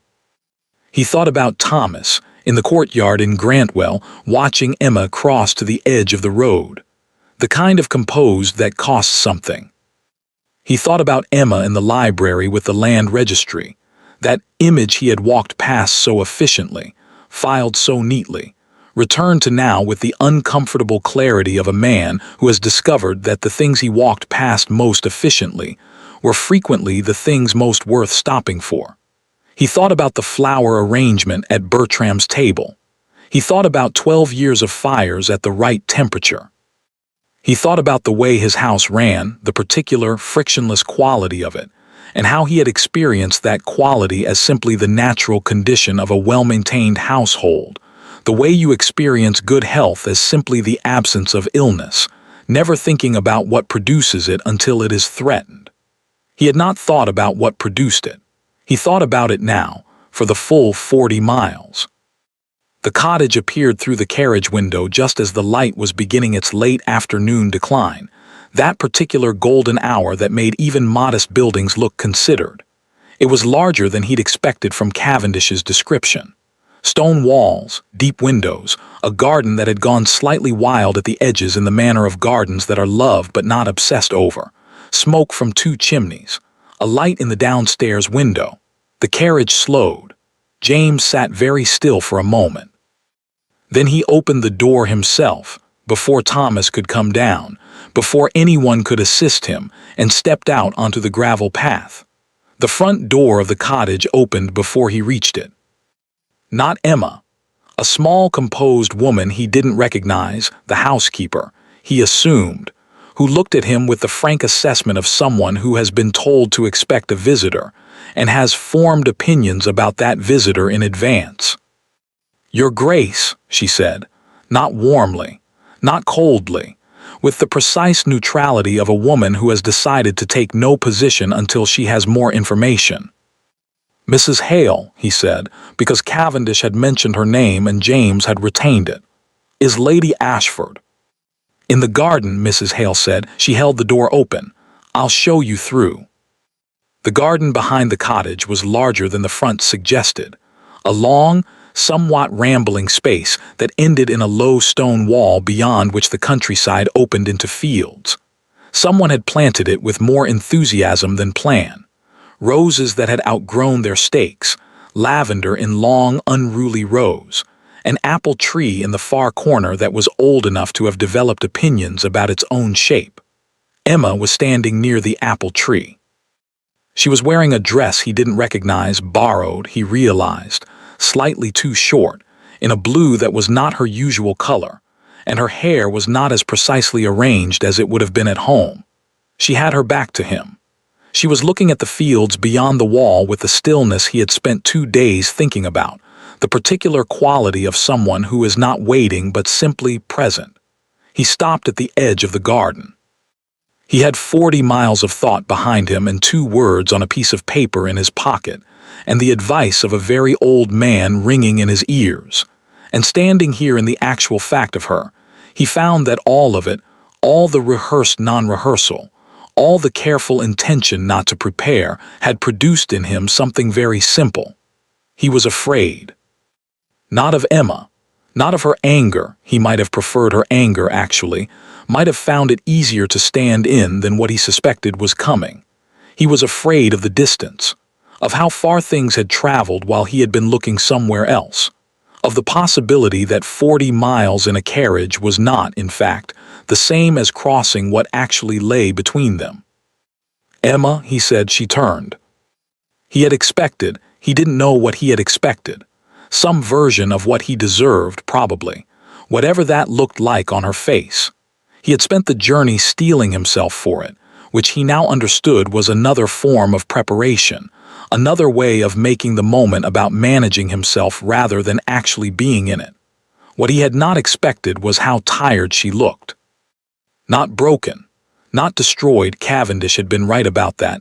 Emma was not easily destroyed. It was perhaps the most accurate thing anyone had said about her in his recent memory. But tired in the way of someone who has been strong for a very long time without adequate reason to stop. The particular exhaustion that lives behind composed eyes and has nowhere to go because composure has become the only available mode. He had put that tiredness there. Not alone, not intentionally, but he had contributed to it consistently and over time in 100 ways he had been too comfortable to examine. He walked toward her. He did not have an opening. He did not have a careful arrangement of words. He had the 40 miles and the letter in his pocket and the specific knowledge, acquired over 2 days of thinking about nothing else, of what she had carried and why and how long she had been carrying it without being asked to set it down. He stopped 3 feet from her. "I know," he said, "that I am not here because I deserve to be. I want to be clear about that from the beginning." Emma looked at him. Her expression was very still, not the performing kind of stillness, the kind that costs something, just still, waiting. "I know what Vivienne did," he said. "Cavendish told me this morning, all of it. The agreement, the documents, the letter she forged in your name." He paused. "I know that she arranged to know me, that the past 2 years were constructed, that I was," he stopped briefly, made himself continue, "that I was useful to her, and that I was too occupied to see it." Emma said nothing. "I know about the Harwick land," he said, "what your mother arranged, what you were supposed to have from the beginning." He reached into his coat, not for the folded letter, he left that where it was. He produced instead a smaller paper folded once which he held without opening. "Mr. Finch has filed the original agreement. The land is being transferred to your name this week. It should have been done years ago. It should have been done the day we were married." Emma looked at the paper. then at him. "I also know," he said, and here his voice changed slightly, lost some of the careful structure he had been imposing on it, "that none of that is the point. The land is yours. The legal situation is being corrected. Those are facts, they're being handled, but they are not," he stopped. "They are not why I drove 40 miles this afternoon." He looked at her directly. "I drove 40 miles, he said, "because you walked 5. And because I have been trying for 2 days to understand what those 5 miles meant, what they cost you, not the physical distance." He paused, and for a moment he looked like a man who is very good at most things struggling with a specific one. The 5 miles of knowing that the person who should have said stay said nothing. Of taking one step in front of the other because there was nothing else available. He paused. "I have been trying to understand what that is like, and I think I am not capable of understanding it fully. I think that is something you carry that I cannot entirely know. But I wanted you to know that he stopped again. That I am trying to know it. That I am not explaining it away or constructing a more comfortable version of it, or—" "James," Emma said. He stopped. Her voice was not warm. It was not cold. It was level. The voice of a woman who has been listening carefully and has something to say and would like to say it without waiting for a natural gap that may not come. "I know that you are trying," she said. "I can see that you are trying. And I want you to know that She paused, and something in her expression shifted, just fractionally, in the way of someone allowing themselves to feel something they have been carefully not feeling. "I have not spent the past 2 days deciding that this is finished. I want to be clear about that as well." James looked at her.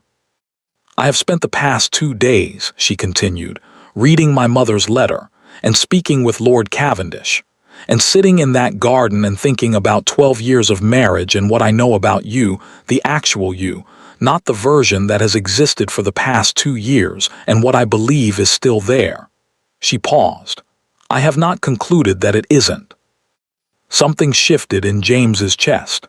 Something that had been braced for a long time, very tightly, eased just slightly, just enough. "But," Emma said. "Yes," he said, "I expected a but." "I will not go back to what it was," she said. "It was not a threat. It was not even particularly forceful. It was simply a fact, stated with the quiet certainty of someone who has had 2 days alone with herself and arrived at a very clear conclusion. Not because I am angry, I am angry. I want to be honest about that. I am quite angry, but because what it was not a marriage, James. It was a management. I managed the house, and I managed your comfort, and I managed my own feelings, and I managed the appearance of a functioning household, and I did all of it very efficiently, and you were—" She paused. "You were not there. Not really. And I understood that that was partly Vivienne and partly circumstances and partly things that could perhaps have been different, but it was also you, choosing repeatedly not to look closely at things." James held her gaze. "Yes," he said. "I don't want to be managed around," she said. "I don't want to be the person who sorts things out quietly so that other people don't have to think about them. I don't want to be—" She stopped. Her voice was still perfectly steady, which he understood now to be an act of will rather than an absence of feeling. "I don't want to be handed out of carriages." "No," he said, "you won't be." "That is easy to say." "Yes," he agreed. "It is, I know that." He looked at her. "I also know that I am standing here in your garden 40 miles from where I should have been 3 days ago, and that this is insufficient as gestures go. That this does not constitute evidence of anything except that I got in a carriage and drove here, which is a very low bar." He paused. "I am not asking you to be convinced. I am asking you for time to constitute evidence. Actual evidence. The kind that takes longer than one afternoon in someone else's garden." Emma looked at him for a long moment. The light in the garden was very beautiful, that golden late afternoon quality that the cottage seemed to have been positioned specifically to catch. The lavender moved slightly in a small wind. The apple tree in the corner held its complicated shape against the sky. "There is something you should know," Emma said. "Tell me." She reached into the pocket of the borrowed blue dress and produced a folded piece of paper, older than his, the paper cream-colored and slightly worn at the folds. She had been carrying it, he understood, since Cavendish gave it to her. "My mother wrote me a letter," she said. "She left it with Cavendish 20 years ago. He gave it to me 2 nights ago." She looked at the letter in her hands. "She wrote it the year before she died. She had some sense, I think, of how things might go, what I might encounter. She knew the Ashford estate. She knew your father." A pause. "She did not know you." "What did she say?" he asked quietly. Emma unfolded it. She did not read it aloud, not all of it. She looked at it for a moment in the golden light, and then she looked up at James and she said, "Do not let the management of a thing become a substitute for the having of it." She said, "A woman who is very good at enduring things will sometimes endure things she should not, because endurance has become more familiar than the alternative." She paused. She said, "If you find yourself standing in someone else's garden in a borrowed dress, that is the moment to decide what you actually want, not what you can manage, what you want." James looked at her. "What do you want, Emma?" he asked. It was the first time he had asked her that. In 12 years, in all the managed, efficient, frictionless 12 years, he had never asked her that specific question. He understood, asking it now, what an extraordinary omission that had been. Emma was quiet for a long moment. The wind moved through the lavender. "I want," she said carefully, "a husband who is present, who sees what is in front of him, who asks occasionally what I think and what I need and what I want, as you are asking now." She paused. "I want to attend dinners where my name card is on the table and not the floor. I want to travel in my own carriage. I want," her voice shifted very slightly, and something in it became less constructed and more simply true, "I want to be in the room with someone who is actually in the room." "I will be in the room," James said. She looked at him. "I know that is also easy to say," he said. "I know, but I am telling you I will be in the room. I will ask. I will see what is in front of me." He held her gaze.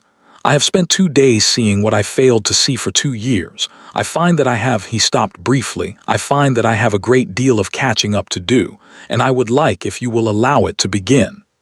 Emma folded her mother's letter. She put it back in her pocket.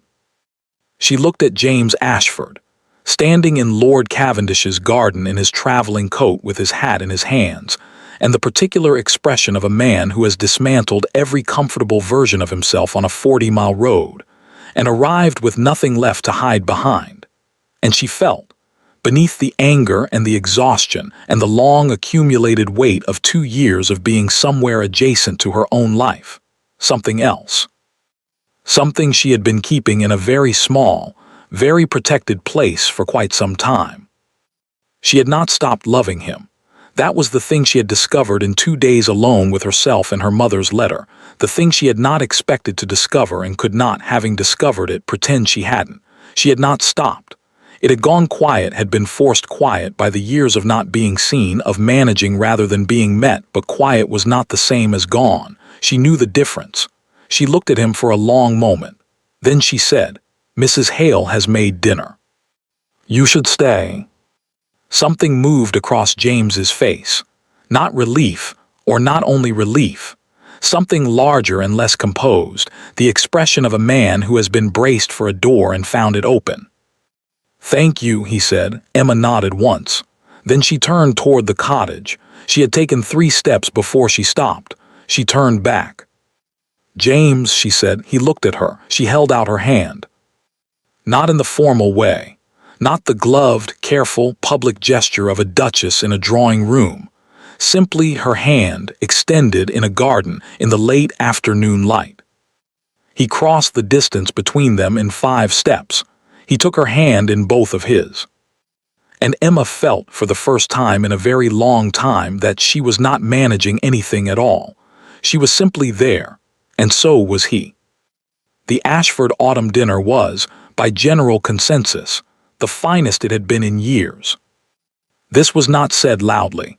The English aristocracy did not say things loudly when they could say them in drawing rooms, in careful asides, in the particular register of social observation that carried further than a shout precisely, because it was never raised above a murmur.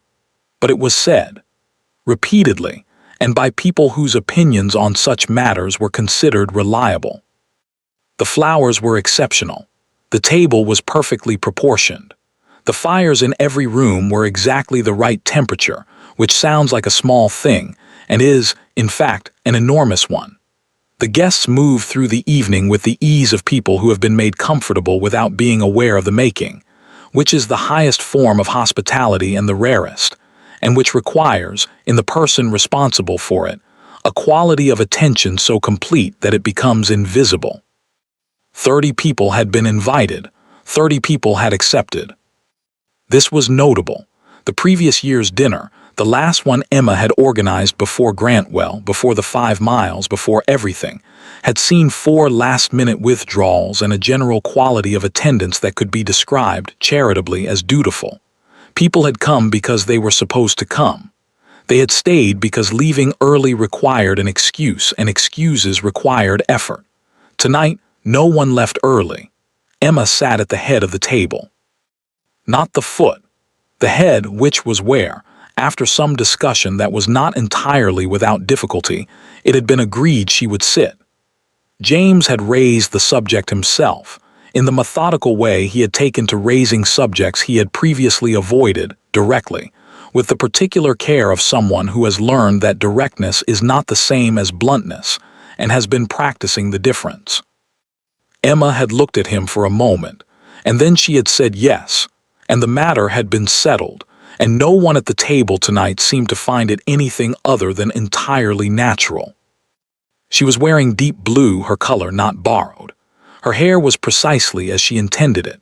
Her name card was at the head of the table in her own handwriting, because she had written all 30 of them herself that morning, which she had always done and which, for the first time in 2 years, she had done without the particular background awareness of doing it for a household that did not fully acknowledge her presence in it. She was present.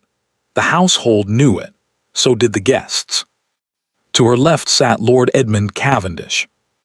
He had come down from the cottage specifically for the evening, a journey he had described, in the letter accepting the invitation, as not entirely inconvenient, given the occasion. He was dressed with his usual quiet precision, his white hair neat, his gray eyes moving across the table in the comprehensive sweep she had come to recognize as his primary mode of engagement with the world.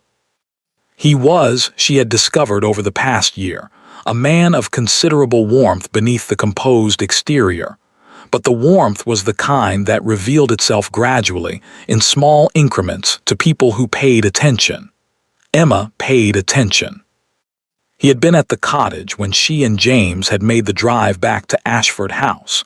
3 days after James's arrival in the garden, 3 days of long conversations and longer silences, and the particular difficult work of 2 people deciding to rebuild something from materials that included the original structure and a clear-eyed assessment of what had been wrong with it.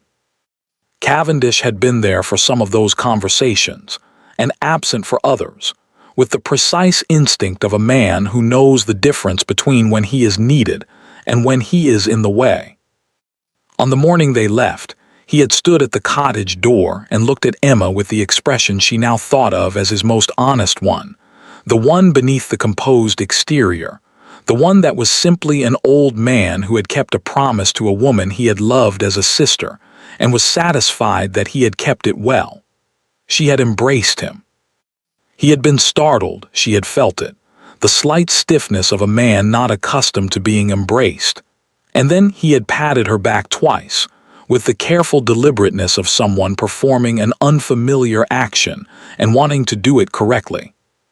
"Your mother," he had said into the middle distance above her shoulder, would have been, he had paused, she would have been very pleased. Emma had not trusted her voice for a moment. "Thank you," she had said finally, "for the 2 years, for the waiting." It was the right moment, he said. She was specific about that. He had released her, straightened, resumed his usual composed exterior as efficiently as a man putting on a coat. "Now go home," he had said. "You have a great deal to sort out." She had laughed, a real one, the kind that arrives unexpectedly and is better for it. She had gone home.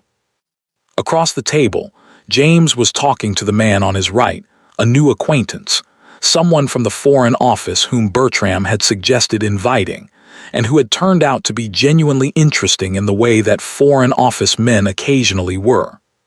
James was listening with the particular quality of attention that Emma had noticed developing in him over the past year, the real kind, not the social kind. The kind that indicated actual interest in what the other person was saying, rather than management of the impression being created. He had been working at it. That was the word she would have used if asked working. Deliberately, consistently, with the methodical application of a man who has identified a deficit and decided to address it rather than manage around it. It was not always graceful. He had asked questions that were sometimes slightly too late, made observations that were sometimes slightly off-register, arrived at things she had known for years with the slightly stunned expression of someone encountering them for the first time. She had found, to her own surprise, that she did not mind the slightly stunned expression. There was something in it, something genuine, something unperformed, that she had not previously had access to. The James who had been comfortable had been, in his way, opaque. The James who was working was visible. She could see him trying. She could see the effort and the occasional failure and the returning to try again, and she found that visible effort, imperfect as it was, more sustaining than the smooth opacity had ever been. They had argued, more than once and seriously, the kind of arguments that require willingness to stay in the room rather than retreat to the managed silence that had previously served as their conflict resolution. The first one had been genuinely terrible, the jagged kind that leaves marks. She had said things she meant. He had said things he meant. They had not resolved it in one evening, which had frightened her slightly, until she realized that unresolved arguments that continue the next morning are, in fact, a sign of two people still present in the conversation. They had continued the next morning, and the morning after that, and eventually arrived somewhere that felt, carefully and without being overstated, like solid ground. Thomas, moving behind the seated guests with the unhurried efficiency of a man entirely in his element, caught Emma's eye briefly as he refilled the glass of the woman to her right. He had been at Ashford House for 30 years. He had served James's father. He had watched James grow up, inherit, marry, and make various decisions of varying wisdom. He had stood in a courtyard in Grantwell and watched a duchess cross to the edge of a road in silk slippers, and had thought she could see it in the small nod he gave her now, the slight inclination of his head that contained several things at once, that he had known something would have to change. He was glad that something had. Emma returned the nod and turned back to Cavendish, who was telling her something about a property matter in the north that she should know about, in the manner of a man who has decided that a woman capable of reading a land registry should be kept current on relevant land registry matters. She listened carefully. She always listened carefully. The dinner ran longer than planned, which was the sign of an evening that had found its own momentum. The courses came and went. The conversation moved the way good conversation moves, without a directing hand, from one thing to another, finding its own level. At some point in the evening, during the dessert course, when the table had relaxed into the particular warmth of people who have eaten well and drunk moderately, and found each other's company more interesting than they had anticipated, Emma became aware of James looking at her. Not in the way he had looked at her across tables in the difficult years, the distracted look, the look of a man who was present in body and somewhere else in mind. This was the direct kind, the kind that knew where it was directed and intended to be there. She raised her eyebrow very slightly, the minimal expression she used when she wanted to ask a question without asking it aloud. He smiled, shook his head slightly. Nothing, just looking. She returned to her conversation. But she felt it, that look, in the way you feel warmth from a fire when you have been cold for a long time. Not dramatically, not with the stunned quality of something unexpected, simply there, steady and present and entirely intentional. After dinner, the guests redistributed, the men toward the library, the women toward the drawing room, the younger ones gravitating to the music room where someone had begun playing with more enthusiasm than precision. Emma moved between the rooms with the ease of a hostess who has organized the evening so thoroughly that it requires no further management, which was, she had come to understand, the point. Not to be indispensable in every moment, to create conditions in which the evening could run itself. She was standing near the drawing room window in a brief pocket of quiet between conversations when she felt someone beside her, James. He had excused himself from the library early. She had seen him do it, the clean extraction of a man who has decided where he would rather be. He stood beside her at the window without preamble, looking out at the Ashford grounds in the dark. "Good evening," he said. "It is," she agreed. They stood in comfortable silence for a moment, the real kind, not the managed kind, the kind that does not require filling. "Cavendish looks well," James said. "He does. He told me he intends to come to London in the spring. I think he misses it more than he admits. I'll write to him. There's a matter at my club he might find interesting." A pause. "If you think he'd like that." Emma looked at him. A year ago, 2 years ago, James would not have asked. Not because he would have been unkind, but because the question would not have occurred to him. The question required the assumption that she knew something worth knowing, that her read of a person was information worth soliciting. "I think he would like that very much," she said. "He would pretend to find it a mild inconvenience, but he would like it." James nodded, filed this, would act on it. She knew that now, the way she knew other things about him that she had spent a year relearning. He followed through. That had always been true.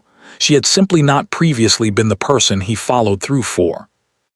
"Emma," he said. She looked at him. He reached into his coat, produced a small velvet box, dark green, old, the kind that has been kept somewhere safe for a long time. She looked at it. "I found it," he said, "in my father's things, when I was going through the estate documents with Finch." He opened it. Inside, on a small cushion of worn velvet, was a ring, gold, simple, with a stone she recognized immediately. "It was your mother's. She gave it to my father as part of the original agreement. As a token, I think. A gesture of good faith." He paused. "It should not have stayed in a box. It should have been given to you. On the day we were married, or before, it should have been given to you, and it wasn't, and He stopped. "I am sorry for that, and for what it represents, and for every version of the same failure across 12 years. Emma looked at the ring. She looked at it for a long time. Then she looked up at James, and she thought, not for the first time in the past year, but with the particular clarity of a moment that gathers everything around it, that there was something to be said for arriving late at a thing, provided you arrived. Provided you actually arrived. She held out her hand.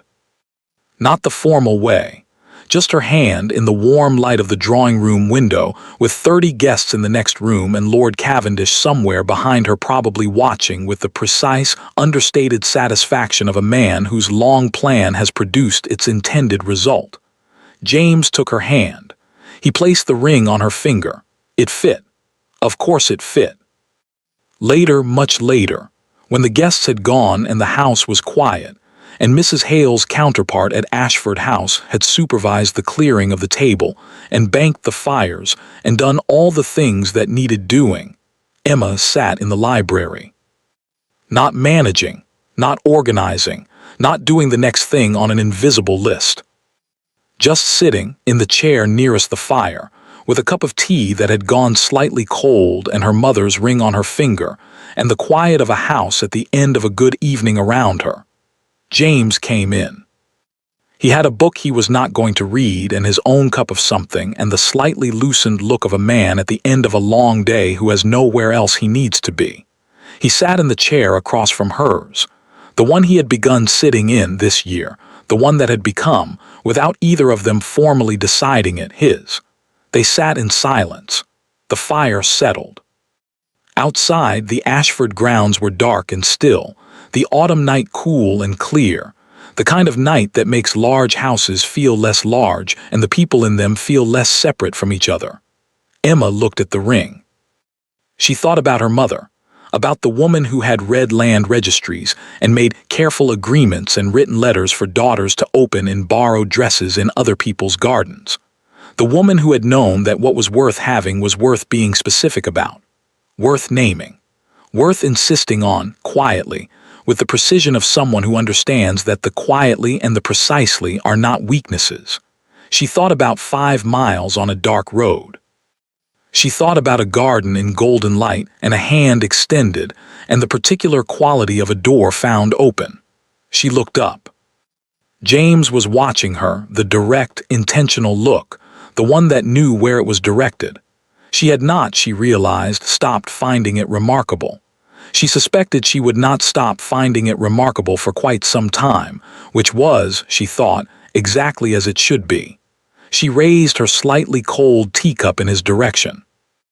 A small gesture, a private one, entirely invisible to the 30 people who had sat at her table tonight, and the world that had watched her walk out of a courtyard in silk slippers, and all the drawing rooms where the story had been told and retold, and would go on being told by women who remembered it.